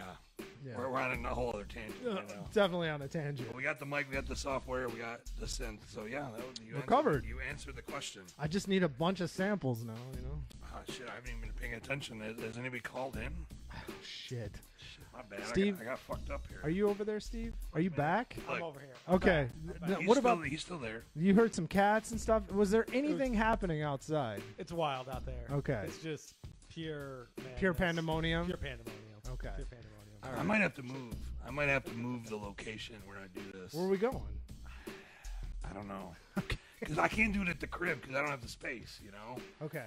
And so that's why we broke into this school and did it here. But with all the riffraff outside, I don't know if I can keep doing it here. I mean, I think this is the true to life Detroit location. I don't know about moving. I think this is the right spot for it. You got Hungry Howie's next door. You got Ghetto Cats. You got gunshots, women screaming, and even it keeps it real. failed horns. It keeps it real. So look, What's up? what else did you do, man? Yeah, I'm looking at we didn't even get through the list. I was like, okay, so We got a lot of questions here on this list. Get Clowned, When I'm Clowning, Chris Benoit remix, ABK Last Chance. That was a great track, dude. Like I didn't even know you did that until today. Yeah. That one's dope. That was a killer idea by Killa. Like, he was like, hey, man, give me like a hit. And I was like, okay. Give me like a hit. I went home. If only it was that easy. I was like home, and I was like, God Killa damn wants it. a hit. All right, here's a hit, Killa. And he's like, all right, we're putting this out. First video for sure off of Medicine Bag. And I was like, dude, awesome. You know, I appreciate it. And I'd produced the whole Medicine Bag record with him Front to side by back? Yeah, front to back. Wow. Yeah, and that was like a real challenging project because Killa had just come back. You know, he left Psychopathic, and then he came back, and like they were like, we really want you to work with Kuma. And Killa and I knew each other, but we didn't know each other like super crazy well. But we really bonded, you know. And like he's like my homie now, like mad Why cool. ain't he with calling him. in tonight, man? I know, where is he? I can hit him up. I can hit him. No, I'm not gonna hit him. Nah. If he calls in, he calls in. But you know, Yeah. I like him when it's spontaneous. Yeah. But dude, yeah, front to back Medicine Bag, one of the best projects I feel like I had at Psychopathic. That was a great record. It was a great There time. was 3 versions of the fucking thing, right? Yeah, Red, the blue, bonus. green. Yeah, the bonus tracks I didn't do. That was split between. Actually, I think Eric Davey did most of the bonus tracks, and then we worked on the track Peace Pipe together, and then we worked on She's In to Me, or whatever that track is. They did a video for that one. Yeah, too, right? Eric and I worked on that one together too, and Okay. then most of the other stuff he did, but I did the front to back record, like I got the drugs that you need in my medicine bag, you know, like that Right, stuff, right, like the right, first right. track and Nervous and all that stuff, and I did all the videos on that record too, like Nervous. We went all over the place for that, different venues and.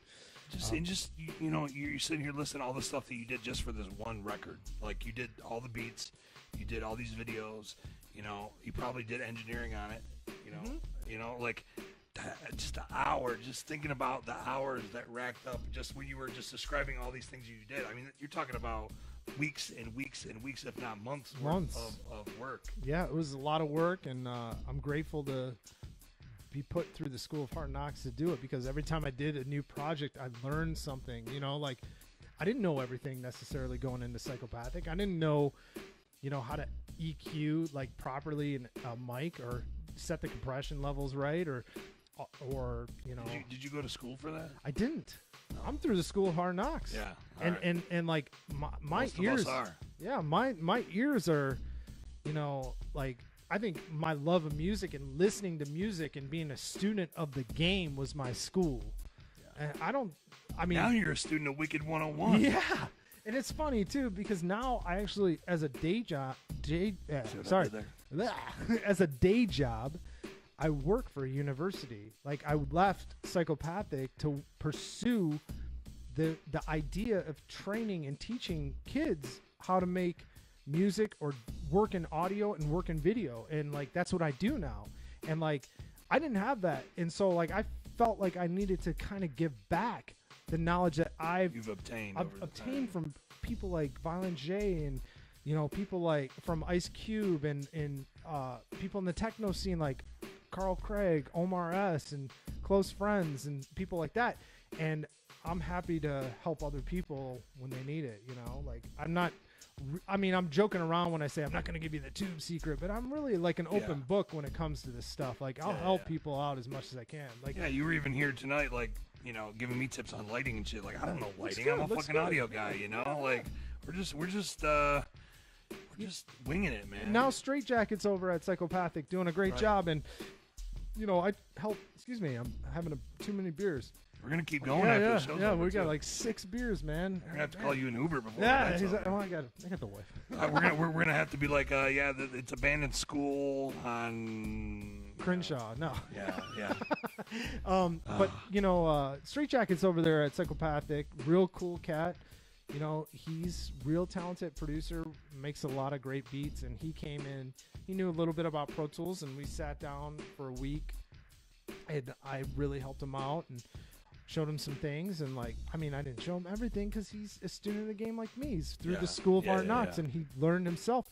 But I'm willing and happy to share my knowledge with people and help them out in this game because I think that you can benefit even more when you're a cool person. Sometimes having secrets is good, but when you're a cool person and you're easy to get along with and work with, that is a big thing in this industry is being cool and being able to work with people well.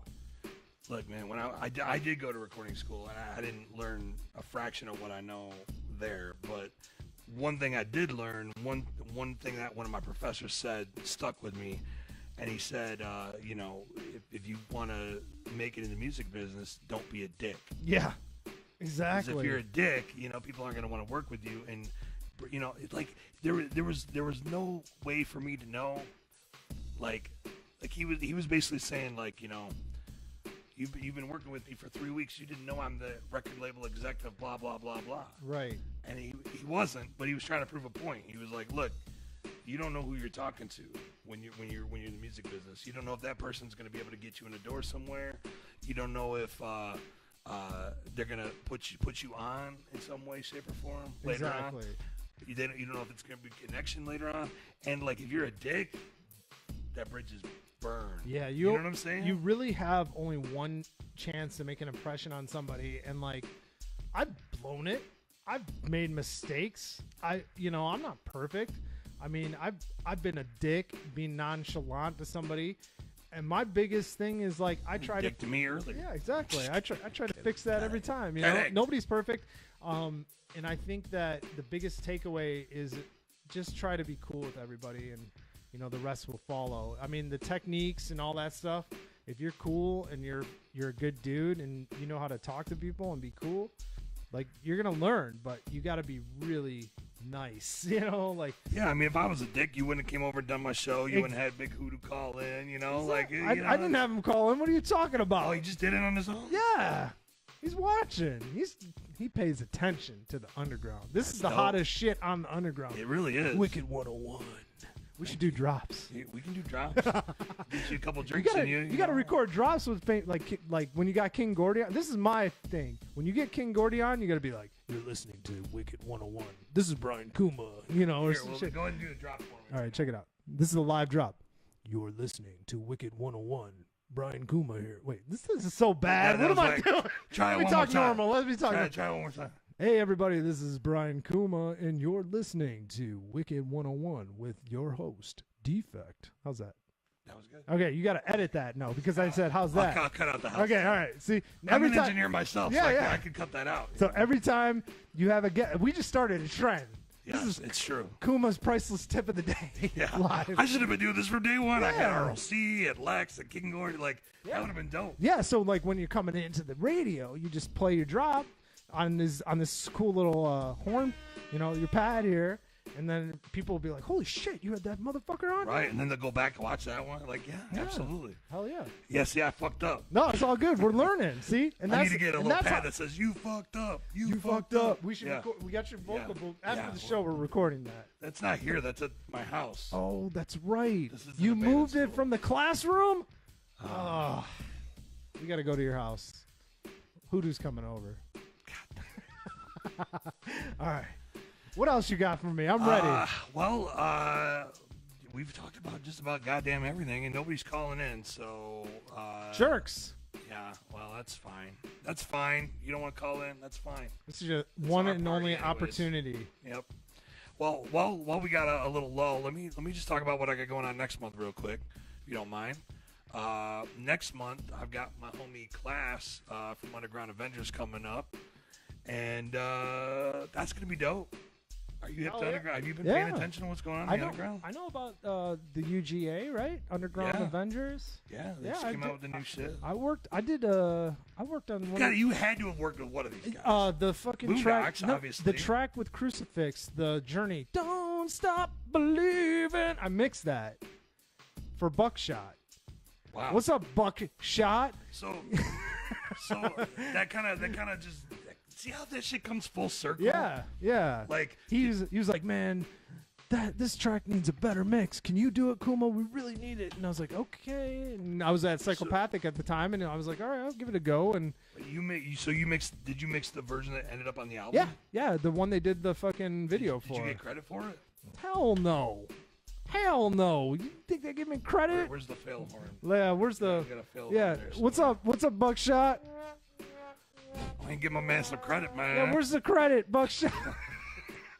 Hell no. I didn't know that. No, it's cool. I'm just razzing him. I got love for him, but sometimes shit gets falling into cracks like that. I did an engineering thing that was like on. It ended up being like a #1 jazz album. I never got credit for Really? that shit. Yes, for real. I engineered. No, true story. I can tell you the story if you got time. I'm listening, but somebody's so trying to call in, possibly. Shit, Yeah. Hold on. I wasn't paying attention. I'm scared of this. I gotta pay attention because it doesn't ring. Yeah. Nobody's called in yet. Okay. All right. Somebody's trying to call in. It'll be a surprise. Okay. So look, so yeah, man, I there's this kid in Flint that I engineered. His dad asked me to come and record him. Okay. And it turned out he was sending the track to Bootsy Collins. And like it ended up on this album, Brian Culbertson, Bringing Back the Funk. Really? And it was the first track on the album, and it was this kid that I recorded in Flint Town. Wow. And it was like this random thing where I went and hooked up their studio for him because it's a long fucking story. Yeah. But I engineered it, and I was like, that's like, of all the albums on my wall, that one is like the biggest one, you think? Or it's definitely the highest sold of for anything real? that I've touched. Holy shit. If you talk about something that, like any little thing that I've touched, it was only one track. It was just one guy on a track full of heavy hitters. But like, did you get paid? I got paid as an engineer. You know how it goes. Like, you're just the hired no gun. points. Yeah, I know. Yeah, I know. You know how it goes. I do. Oh, somebody is calling. Let's see the what call. this is here. Caller, you're live on the air. What up? Who is this? Shank. Oh my God, DJ Shank. I heard you was talking shit earlier because I was taking so many breaks. Look, man, I got the bladder of a newt. I told him, I said, every time I go back, you guys are going on break, so just take a shit and get it over with. All right? Look, man, I took a shit before the show, okay? I got to play my music, man. People got to hear my shit. Yeah, man. I feel like these horrorcore cats don't know anything about DJ Kage. Yeah, Kage. Yeah. I said it wrong. I still fucking it up. That's cool. So Cage with Cage. On, what's up, dude? How's it going? What's life like? I mean, we're just having a casual conversation live on the air right now. What's cracking? Yeah, well, shit happens. How's life? I'm asking. Going, we're interviewing you now. Are you DJing anywhere tonight? No. DJ Shank's been by the school. Hey, as everybody else says, I got family shit. You know what I mean? I got to deal with the family first. That's cool. What's up with the ROC? Is he good? ROC's doing good, man. Doing good. We just did that, the CD release party. Awesome, man. Congratulations. Alazuli. No, not for us. It was for, Alazuli Lou, yeah. Actually. Yep. Where was the release at? Where was the party at, man? I'm in the dark. It was in Indiana, right? No, we were in Ohio. Cool, man. That's awesome. Yeah, So did you DJ? It's good to see you working again. I'm barely working, man. This ain't work. This is play. Yeah, he's drinking. He's look at this. He's got the Oberons, and I don't even know what this is. Mackenzie. Yeah, I mean, I'm getting. We got more to go after the show is over too. Man. We got some air hockey to play. Oh, they fuck. left an air hockey table in the abandoned school. What's going on? Who does here? that? We should just take it home. Fuck? It's Saturday. Get a U-Haul. We'll take it. Okay. Anyways. Yeah. So what's up, Shank? Hey, you guys are on late, man. You're running a late show tonight, huh? 8 to 10, man. 8 to 10. You're at the tail end, bro. Hell yeah, you're the special guest last caller. Oh wow, hey, how about that? So what's going on in your world? What's up with Eric? I don't know if anybody. Can I tell him about Eric Shank? Yeah, absolutely. All right, guys, listen. This is a secret. Eric Davey, who produced all of Wicked, pretty much, works for Shank, and they work side by side, hand in hand, and Shank kicks him down the stairs every day. It's true. I've seen it. And But let's not forget how Eric got that job. I didn't do shit. I said, "Hey, man, I know this guy who knows this guy." Who knows a guy? And there he was, and now he's been. I tried to steal, I tried to steal Kuma, but I know. I almost worked for shit. Almost. You gotta cough up that bread, bro. Yeah. Well, someday, dog. Someday we're gonna do some shit. You know it. Yeah. It always goes. It always comes full circle. We've done DJ. Me and Shank have done DJ. I've done stuff for Shank before. I've worked for him on different capacities. I see Shank everywhere. The very first day I met him, man, that's when he cut my promo for Fuck Off. Oh yeah, that's right. Yeah, we did. I forgot he had a show on there. Every show we would do intros for the guests, and Shank came into the studio and we cut we spent a couple hours and worked on a cool promo. We should dig that up, man. I can't remember what that sounds like. Oh, I got it. You got it? Yeah. Send that shit to me, man. I will. I will, because it's funny just the way you did it all. And I remember Shaggy being like, "Damn, that's pretty dope. You mix that?" And I was like, Nice. Yeah, Joey gives props, man. Joey gives props. He's a good dude. So yeah, man. Thanks for coming. Speaking of which, you guys got that big show coming up, eh? Me? I ain't got a big show. You got a big show? I got a big show. I thought you aren't you doing something? Aren't you spinning somewhere? I am not. I am not playing anywhere. Well, I got. Oh man, should I drop the knowledge? Drop the knowledge. God, it's he's Wicked putting me on 101. the spot. That's why it's a school theme, bro. Oh It's my like we God, drop it's like knowledge. I gotta write on this chalkboard. What's going on? We can if you I want. mean, my next gig's in Detroit at the TV Lounge, November 3rd, headlining, playing pretty late, like 2 to 4 a.m. or some crazy shit, like real underground shit. TV Lounge is one of the hottest clubs in Detroit. Really? Yeah. Where's that at? It's on Grand River. It's by Motor City. Okay, yeah, so it's in Detroit. Oh shit, that's the one. It's right across the street from us. Yeah. Wow. So you got to come out, Shank. Next to that fine hotel establishment. Yeah, it's next to Cass Tech. Yeah, it's between that and the hotel. Yeah, exactly. Down the street from the Masonic. But yeah, man, that's my next big gig. There's some other shit brewing. I've nothing confirmed yet, but hopefully the festival next year. Hopefully, we'll see. We're working on it. Nice. So and then just a couple other things. You didn't do Demp this year? I didn't do Movement this year. Usually, like when you do Movement, you take a break one year and then you come back the next year. So hopefully, I'm up to bat next year because I got an album I'm working on. This is a big. You gotta have goals even when you're established. I heard you were trying to do a full length. Yeah, I really am. I think it's about time. I haven't done one. It's only been, I don't know. Oh, that's right. You guys are only, 21, 22 now? Yeah, exactly. He was watching the show. He was. Yes. He's paying attention. We should have quizzes for our callers. Yeah. Like I said, every time I came back, I was like, for the break, what the fuck, man? Yeah, dude. That's awesome. I'm so glad you're watching, man. That's awesome. No, it was dope, man. Fuck yeah, dog. So what's next for you? What are you doing? Like, I know we're talking about me. This is my power hour or whatever. But what's next for you? Are you going on tour with ROC, or are you just living the dream? What's up? No, he's got some things cracking.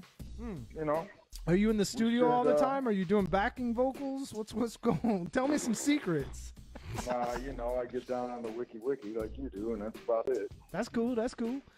Man, ROC is like the wisdom. He is the coolest. He is the Yoda, like the OG of the OGs. Yeah, he's the OG of the Wicked shit, man. I think. And he's probably one of the most humblest dudes ever, sure. man.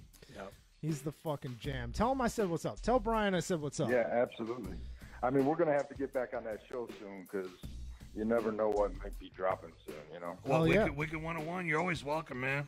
Even if you just want to, Yeah, absolutely. we have a guest, you want to come hang out, you're always welcome, man. 100% of the time, you're always welcome. You should have come on the couch tonight. What the hell? I didn't even think about it. Well, you know, you guys are in the hood, man. Oh, that's yeah, it's true. You need to be strapped. You need to be strapped down here. I got little mans with me this, you know. That's cool. I got little mans this weekend, so Little man's got gotta take care of the I fans. definitely wanted to peep it out. No doubt, dude. Well, thank you for watching, man. I appreciate it. It's so awesome to hear from you, man. Shank's the coolest. No, absolutely. Fuck yeah, All dog. right, fellas, you enjoy the rest of your 5 minutes there. All right. My 5 minutes of fame. Yeah, and get down, man. All right. Get a hold of me, dude. We'll do something. You got it, man. Thank you for calling. Absolutely, brother. All right. Talk Peace to you out, guys man. later. Peace. That was DJ Shank. Ladies and gentlemen, DJ Shank played The Gathering many a times as a DJ. He also does a lot of stuff for Brian. I'm doing the radio. Why am I doing the radio show? Kind of taking it over, man. I'm starting to I MC. think maybe I'm just getting too drunk to keep it going, man. I don't know. Like, that's cool, man. It happens. I'm helping from you. time to time, like, You know, I wanted to tell you, Big Hoodoo, Big Hoodoo sent me a text. He said, "Yo, thank you so much. Tell everybody much love. Tell Defekt much love, and everybody hit me up on social media at Big Hoodoo." Shameless. Yes, that's awesome. At Big Hoodoo. At Big Hoodoo, I yeah, don't know, yeah. I don't know what it is. And I was like, dude, I got you. I got you 100%, though. Yeah, That's least cool. I could do. So you got any more questions? What do you want? Well, I mean, it's 10 o'clock. We can go 10 more minutes, dog. I got 10 more. Then I got Mario Party, bro. Man. I know. I see, look, I've been so busy getting ready for the show that I haven't had a chance to go purchase my copy of Mario Party. I very much plan to do that tomorrow on my day off. Myers has it. I know. Or Meyer. I mean, we could, fuck. It's my Michigan We accent. should have it. We could play some fucking Mario Party before we go. You ever notice that Michigan people say Myers and when it's Meyer? Yeah, there's so many of them, Yeah. dude. Like I always say, good day. Good Like, good Instead day. of good day, it's good day. Oh yeah. Good day. Good day. Good day. Good day, bro. Good day. Like, have a good day.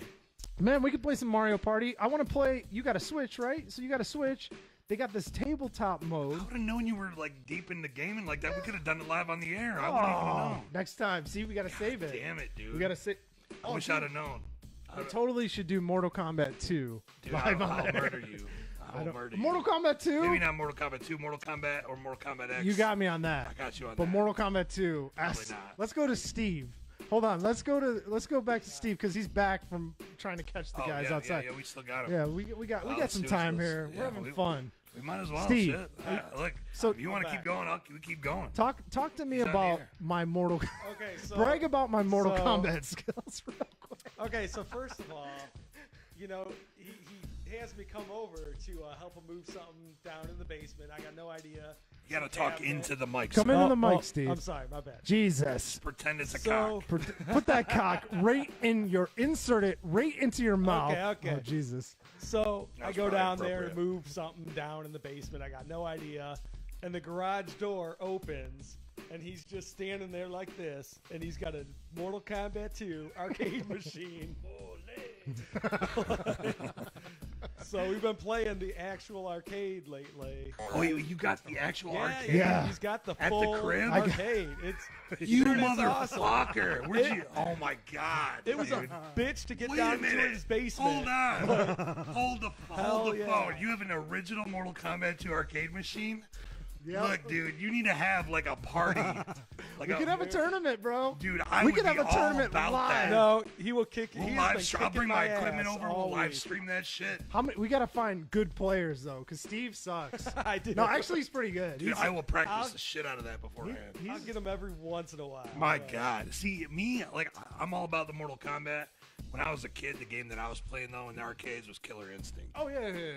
Dude, Yeah. that was my game. man. Ultra combo. Yeah, you were there, too. Yeah. I probably put what would be a life savings into Killer Instinct. Oh, no doubt. I was to the point where I could play the fucking game and just watch my opponent and just whoop the Who's shit your out of Who's him. your player? Orchid. Okay.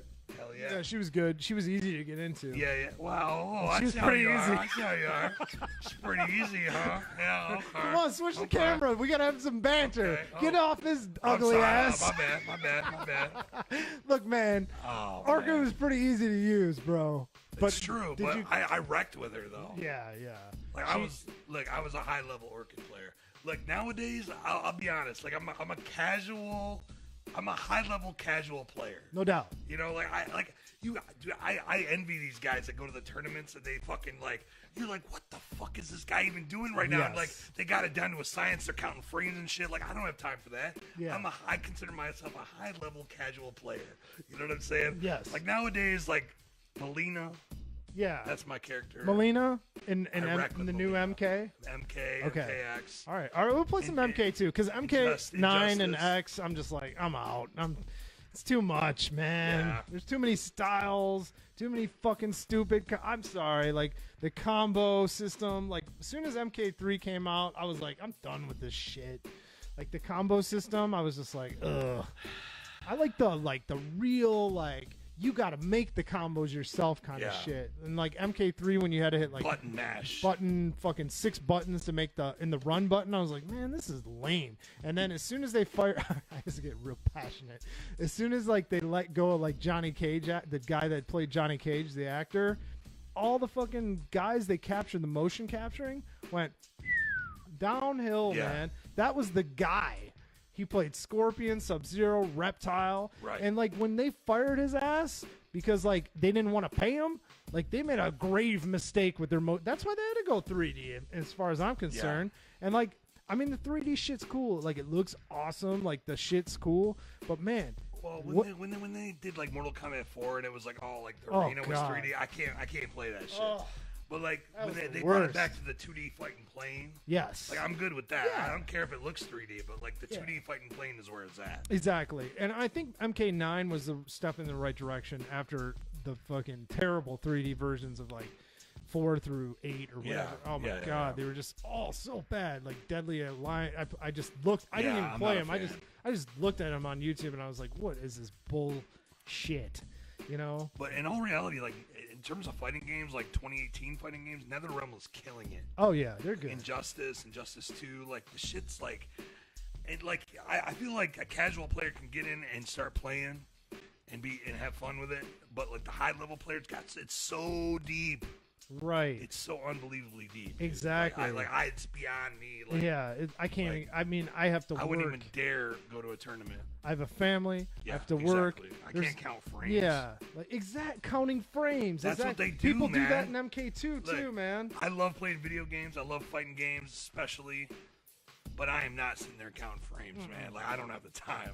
I'll sit there with my boy and play on the couch and shit, you know. But like I, you know. Right. But these cats are making real dough, though. Oh yeah, They'll go to on these tournaments and Twitch raking and shit 10 too. grand. And, on tournaments. yeah. Oh, And they do Twitch and all that shit I too, kind of right? want to go to one of these tournaments just to watch. Dude, they like do Combo that. Breaker in Chicago. And it's kind of crazy. They do that MK reunion every year, I guess. Like we're in Chicago, they like people go down and like they the play. NetherRealm Studio? Or No, what? no. It's like a old school MK where they have MK1 through Ultimate MK, and then they have all the old school motion capture actors at the thing, and like they ask questions. They do like karaoke night with like the actors and stuff like. It looks Yeah. real cool, and then they have Yeah. a big tournament for all the old school Dude, games. I would love that shit, dude. And it sells out like instant because I looked into it this year and I was like, oh my god, I'm gonna talk to my boys and we're gonna go and check Yeah, this out because yeah. this looks real cool, you know? Let me know. You get some tickets. Oh yeah, I kind of want to go to Combo Breaker in Chicago. Combo Breaker. 'Cause Okay. They do like they cover like all the all the games. Okay. Everything from Smash Brothers to fucking Mortal Kombat to Injustice to Street Fighter. You know, like all the high level players go to that. You know. Okay. So I kind of want to go Sweet. to that. That's pretty sweet, man. I didn't know you were a fighting game mark. I mean, I'm really not a mark. I'm You own a Mortal Kombat. I'm a professional. You own a Mortal Kombat 2 arcade machine. You're a fighting game mark. You're just a fighting game just for mark. Mortal Kombat 1 and 2. That was Yeah, it. I feel you. Street Fighter 2, yeah, and then like Tekken a little bit and Virtua Fighter, and then I was just like, I like girls now. Exactly. I'm with you. I feel you. Because I was like, if I keep playing these games, I might never get laid. It's true. It's true. But yeah, man, it's Playing fighting games in the arcade doesn't get you laid. That's true. no. I mean, maybe if you were like one of the high level players, I guess maybe. Yeah. But Luckily, even then, it's shaky at best. you know, it's You have better luck as a rapper, I think. exactly, dude. It was so. Oh my god, that was terrible. All right, that was a blooper. Blooper moment. All right. Wah, wah, wah. Yeah, where's that? Oh, so real quick about MK. I really didn't want to buy an MK machine. I never thought in the realm of possibility, in the nether realm of possibilities. You can get it on PS3, like yeah, you can get it anywhere, right? You can get it. You can emulate. Upstairs, Yeah, you can emulate it, whatever. But no, it's a different experience. I'm totally with you. I've been looking into arcade machines myself. I'm not even gonna lie. Oh, dude. Yeah, it's worth it. I'm like, fuck. I mean, these steps aren't too bad. But dude, like, I'm gonna have them deliver the motherfucker. That's the thing. My wife Jacqueline was like, I want to buy you an MK2 machine for your birthday, and I was like, what? Sam, okay. If you're watching, take notes. Yeah, Sam. She if you're watching, yeah, take she notes. literally bought this thing for me, and I just could not believe it because like I never had thought about getting one for myself, you know, and like. I'm not gonna buy this MK2 machine, and now it's led me down a dark path where I'm looking at arcade machines all the fucking time. And they're I'm expensive as fuck, and dude. I'm like, dude, they're like the price of a synth times. Yeah, they can be. And the maintenance, I had to fix this thing when I got it. Yeah. I was in there with Probably got a good deal on it then, huh? No, actually I didn't, because they're going up in value really badly. And like. I walked into have you been to the Big Toys? Big Toys. Yeah, that's where you got it, isn't it? No, I didn't. No. I bought it online from a forum guy. I went into Big Toys and they had this original Killer Instinct 2 machine and it still had the plastic Oh yes, on it. they still got it. I was just there. They told me it was sold when I walked in there. When did you go? It was like a month ago, and they were like, it had a That's sold, where sold tag on it. That's when I went in there because I was looking for the machine, MK2 machine, and they didn't have it. And then I bought it from Virginia. They sent the thing to me, and the fucking movers like were wrecking this fucking thing coming up the driveway. And I was like, God damn it, this thing's gonna be fucked up. And sure enough, I got home. My dad collected it, and he couldn't turn it on. Got home, couldn't turn it on. I had to fucking get a multimeter out. I had to get like my special Doc Brown glasses. But you're the guy out. to figure that shit out, though. Like, I don't know, man. You probably have a synth that you could rewire into a time machine. The wife is the genius. I'm just the brawn. Yeah. She's the brains. Dude, I just so you know, I'm coming over to play that. Sure, dude. Come on by, man. My girl lives like right around the corner. Come on over, man. We need some people because my buddy Neil, like, dude, he won't play it because Steve beats him, and when Steve beats somebody at a game, it's not good news, bro. He's a controller person. He can't do the arcade stick. No, he's a controller dude. And you're he's gonna have to give really me like an good. hour or so to get back in the groove. Oh, come on by. Yeah, look, I would love dude, that. That's gonna be dope. Well, come on by, man. It's happening. Come on by. We got the ping ball. I'm gonna start booking birthday parties in your basement to play our Mortal Kombat 2. Woo! We definitely should do a live stream from the Mortal Kombat arcade. We're gonna do it. Arcade tournament. Yeah, Wicket 101 Mortal Kombat 2 live stream. That'd be kind of fun. That'd be badass. That would be fun as hell. Set up right? cameras. I'll bring the whole fucking rig. Hell yeah, dude. Hell yeah. I got the lights. So I mean, they're kind of like this. Yeah. If Mortal Kombat isn't Wicked 101, I don't know what it is. No, you know? no. It'll be a special event. Exactly. You know? Exactly. I'm sure there's some players still around. Dude, I'm sure there's people better than me too. I mean, there's some really good fucking players. I went on PS4 or PS3 network and I played some dude. I got stomped. I was like, what the fuck? But it might have been a hack. Dude, it's not even fair. Yeah, it might have been a hack, though. Like, you don't get laid, and you sit at home all day playing this game. I have a job, and I get laid. So Exactly. Sorry. Yeah, exactly. So, anyway. I'm just saying, you know. Right. It's not even fair. No, like, no. We're we have careers and shit. Exactly. We've just spent 20 minutes talking about Mortal Kombat. It's the greatest, man. It's one of the greatest. It's a good time. Thank you for coming, dude. Oh, dude, thanks for having me. Fresh. Yeah.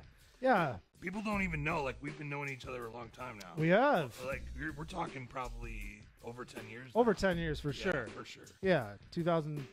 probably 2008-ish. Yeah, probably. Getting into specifics. Probably. Engineering specifics. Probably. Yeah, and you've done really good shit for me when I've hired you out and for stuff, and you've always been there like helping me out and stuff, and like I hope I can return the favor someday, you know. Well, you're returning the favor now. Oh shit, man! It's the least I could do, man.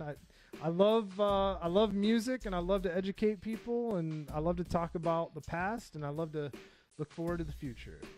All right. Well, one last question before we get going. Sure. Who do you want to work with in the underground, the wicked underground, that you have not had a chance to work with yet? Oh man. Oh. Defekt. I mean, I did a remix for you, but you didn't like it. You never finished it, bro. I know. It had potential. I know. It wasn't as good. It wasn't up to par. You're like, I mean, give me a different track. I'm not really feeling this. Yeah. I mean, of course. Like, I mean, I want to work with anybody that's interesting. I mean, it could be man, woman, robot, devil, demon. Anybody that's doing unique, interesting stuff. I mean, I've worked with so many different people that there isn't a particular rapper that I really want to work with. If it comes to producers, I've worked with so many fucking producers that you worked with everybody, so it's Yeah. kind of a dumb question. Me- I mean, let me it's just not a dumb question. No let me question's list dumb. these off: Mikey Clark, 7, James Garcia, Otis, right. DJ Paul, 3-6 Mafia, Danny Brown, ABK, Boondocks, Twisted, Insane Clown Posse, Ice Cube, Young Wicked, Golf Clap. It's on and on and on and on and on, bro. Right. And it's really, I just want to work with people that are passionate. I guess that's how I can put it. Like, if you're passionate and you're talented, and the big thing for me with a rapper is I like rappers that can actually sing their hooks. If a rapper can sing their hook, they have a lot of potential to become something bigger than just a rapper. Like Otis. Eminem, Doe, you know, like Twisted, Jamie Madrox. He can sing like a motherfucker. Joe, you know, Violent J. Yeah. Shaggy can, dude. Joey can really sing. Yeah. Like, he's not like, but he's got a great voice, and he can actually like hold the key, you know. Wow. So, and Boondocks is an amazing singer-songwriter. He writes like all his hooks, you know, like, there ain't gonna be no sequel. This here is like, he wrote that shit with Jake, you know. Yeah. And like, Jake sang it, but I mean, Dirty Boondocks, he wrote that shit, you know. Like, so like, I'm interested in people that like can do melody. Well, I can't sing to save my life. Yeah, man. I mean, But there's you know, Melodyne, you know. Dude, my voice tricks Melodyne. Like, Melodyne will literally, like, I don't know what the fuck this is, and it just flies off the handle, and it's. I gotta teach you. Yeah. I gotta teach you. No, you cannot. You gotta go into harmony mode, man. No, bro. Look, Melodyne doesn't like my voice. But I think you're passionate, and I think that brings. I think another part of it is being a passionate, driven individual. Like Ouija, like that guy. Like I don't know if he I'm not sure if he can sing. I actually worked with him once. We didn't do singing. We did rapping, and like he's super like driven, motivated, passionate, just like down for the cause, down to jump in the booth, get in there, do his shit, and get back in there when you say it sucks. You know? Yeah. So you got to be open-minded, ready to go, ready to do whatever it takes to fucking make great music. And I think that's who I'm looking for to work with, you know? Yeah. It's always. not easy. It's work. Yeah, you got to get up. You got to move. You can't just sit there. You got to make the donuts. They don't make themselves. Right. And I think the best rappers are the ones that put input into the engineer, because like an engineer can only take it so far, but like me and Hoodoo, we work, and Killa and Violent J, we work side to side next to the computer and next to a mixing board, and we're like really like working it. And like if a rapper can take over Pro Tools, that's huge. Like Joe, he's a fucking really good at Pro Tools. Like Violent J, he won't let anybody really like mess with Pro Tools like at certain points when we're engineering, and he'll take over and sit there and engineer his shit and like come up with like real cool like break beats and like drum fills and stuff like that, like in the track, like for like example, he'll like do like you know, like do like, 16th notes and weird, crazy like effects and stuff, and like it just blows my mind because he's got like a real good sense of rhythm and like he knows how to work the Pro Tools, and that's really respectable and awesome because it like takes some of the like creativity from me, and he as the artist, as the rapper, he's able to put that into his music, and I really respect that. That's not always the case. No, because there's a lot of guys that don't know shit about the recording space. They just want you to make it sound good. Exactly. And that's a whole other can of worms, and it can be frustrating. Oh, dude, it's super frustrating because like, what's good? Good's a perception, but like, if you can sit there and like get your hands dirty and put some work and time into it, that's the biggest advice I have for rappers is learn the software, man. Like, get in there and know like what the engineer is doing. Like, what's that plugin he uses? Is it Waves? Is it Fab Filter? Is it, like these are UA? Yeah, UAD, like shit. Like know your shit and know what makes you sound good and know like what kind of settings and like how to edit your voice so like you don't have the clacks and the sibilance at the end of shit. I probably said that wrong because I'm drunk. But anyways, really work on your shit, man. Like, and really know the whole dark side of it, which is the engineering part and the producer part. It's true. It's super true, man. I mean, just in my own, like, my personal experience being an artist and an engineer, like, I feel like I'm a better mixing engineer for people, like, other people's projects. I get to my own project and I'm either hypercritical or not critical enough, and like it never turns out right. But like I feel like other artists that I've mixed, like holy shit, like that's some next level mixing shit. Like I'm really good, Yeah. But then I try to mix my own shit, and I can't. It's like I need to bring it to Fritz or Kuma or somebody. Like, well, sometimes it's good to have a team. Oh yeah, absolutely. You need like that second or third ear or whatever, the objective ear, like because we kind of like. We kind of hate our shit. We hate the way our voice sounds. It takes like getting used to like what your voice sounds like and being able to like work on it. It's always good to have a team. Like if you don't have a team, and that's another thing, like build the fucking team, man. Like I got Steve, I got my wife, I got other people that are involved like with my shit, and I'm a small fry in the scene, like you gotta have a team. You gotta have a team of people, and like you also gotta be a part of somebody else's team and help them out when they need it as well in certain ways. Like Doe's, I'm on his team, he's on my team. He was able to call in tonight and be like, what's up, and I was like helping him show love, and like I'm showing love back to him and helping him out, so a team is really important. That's another piece of advice I have for everybody. So yeah, man. Air horn. Dead air. Yeah. And with that. Now, you think it's about time to wrap it up? I think we should do some shout outs and then do some let's see where we can find me at and all that crap, and then we'll get out of it. Yeah. Tell them, we'll man. play some Mario Party. Yeah. All right, guys. I want to give a shout out to my bro who's watching at home. He's on the FB. Give a shout out to Fago Lovers, Scotty D, ICP. What's up, guys? I hope you guys see this. You guys are my homies since day one, since I've worked for you. Hoodoo, what's up? Shank, Defekt, Steve, Jackie, Neil, what's up? All my boys. Light, what's up, Light? I know you're going to be seeing this shit. Everybody, man. George, what's up? Big shouts. You guys can find me on Facebook at Brian Kuma. You can also find me on my website at djkage.com. It's right here. Hold on. It's been on the screen the whole fucking time. Yeah, so if you haven't wrote it down yet, Kage Mastering. If you want to get some mixing on, producing, I'll mix your shit. I gotta get this right. Kage. Yeah. Kage. Kage, whatever you want to say. I'm just gonna call you Cage. It's easier. That's fine. It's probably cooler sounding anyway. Whatever, it's all good. And then, like my new label, Michigander. Drink my beer with my. Yeah. Cheers, dude. What are we doing? You gotta cheers me. Yeah. We haven't cheersed all night. What the fuck? That's what happens when you don't cheers. Yeah. We're getting into that third hour where it like you could start telling that we're getting a little tipsy, and we're talking about Mortal Kombat. Exactly. It's drifted off. We're having a good old time. It's a good time, though. I hope you had a good time. Dude, this was great. I think this is an amazing schoolhouse you got here. Yeah. Well, we put a lot of work into it. I mean, we basically just moved our equipment in and started going. I mean, you got a generator over there powering the whole operation. I mean, thanks to Fritz. Yep.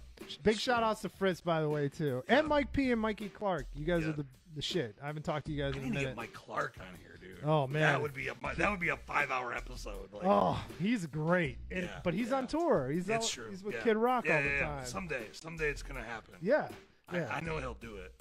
He'll do it. I know he'll do He's it. great, man. I'll talk it up. I'll talk to Mike. Yeah, you might be moving. I don't know. I heard his studio's up Yeah, for he's sale. trying to sell his crib. You might want to buy his crib real quick. It might not be a bad idea. That crib is dope. I His looked into studio it. is great, bro. Man, if it would have been 6 years earlier, I would have bought his house. Yeah, I bet. Because I know you would have. holy shit, he's got such an amazing studio. It's so dope. You been there? I have. I've been there too. Oh, It's so cool. it's sick.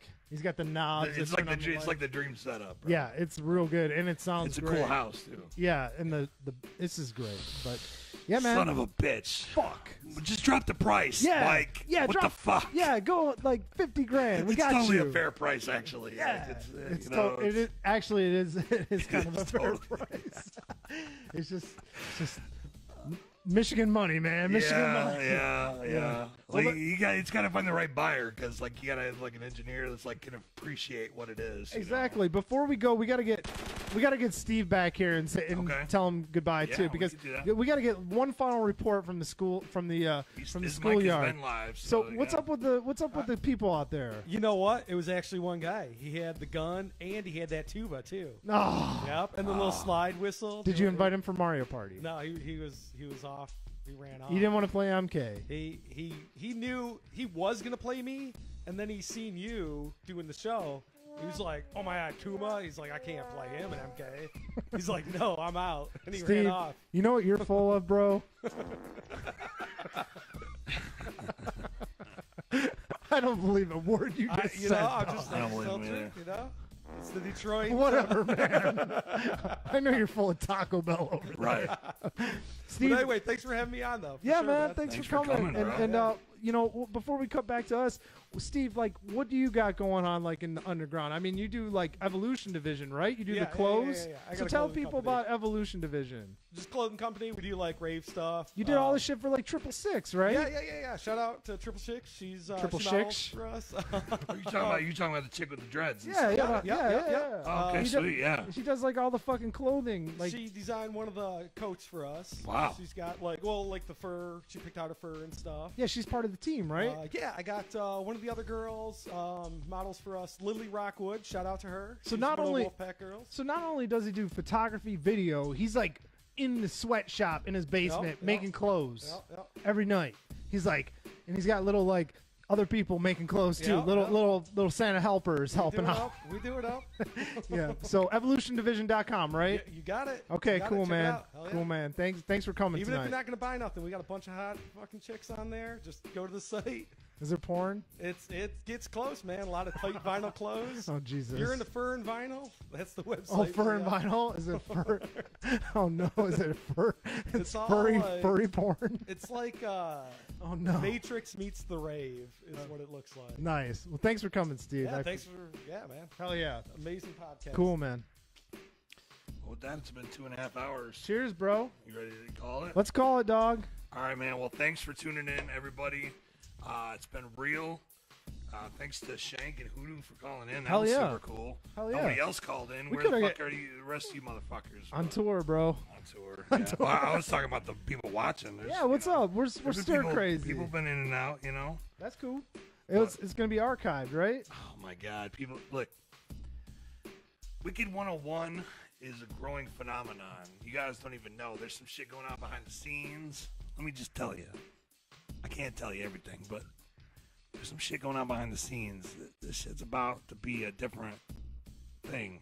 We might actually get our own school and move this out of the abandoned school. Oh, for real? Maybe it's possible. Damn. Or maybe we'll just stay here. Do I don't get to know. come back? You're always welcome, bro. Thank everybody, you. Everybody that's been on here is more than welcome to. You want to drop As long, like as, you long as find Steve out, comes with me. Look, you find out somebody's on and you want to just come say what up, sit on the peanut gallery, man. Come down, man. Hell yeah. Seriously, you guys are always welcome. But we got some big shit happening next month. We got Class of Underground Avengers. We're gonna be talking to him, And I'm just gonna keep it moving, man. If you got somebody you want to see on the at the school, man, let me know. I got the new. I didn't even tell you. I got the new social media for Wicked 101. Nice. There's Facebook, Twitter, and Instagram. Wicked 101 Show. Hell yeah. Woo! So check that shit out. Hell yeah. There's only like 70 followers right now, but Hey man, it's a start. Fuck it. We're building. Right. We're building mountains over here.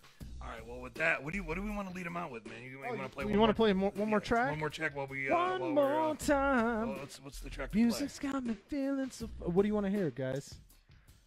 Oh, they don't. Oh, that's what you want to hear? Okay, we're gonna play "Shut Your Eyes." It's on a label called Fexy, and it actually features Young Wicked on the vocals. Oh, really? Yes. Nice. Yeah, and nobody knew that. That was on a vinyl, wasn't it? Yes. I think Killa has that vinyl. I gave it to him. Yep.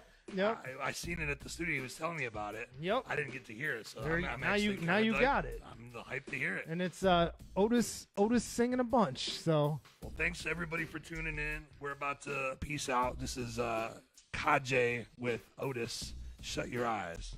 Kage, dude. Kage. Son of a bitch. Or Kuma. Whatever you want to call it. Kuma and Otis. Yes. Otis and Kuma. Hell yeah. Kuma and Otis. Brian Kage, Brian Kuma. Peace, guys. Love. Much love. Thank you so much.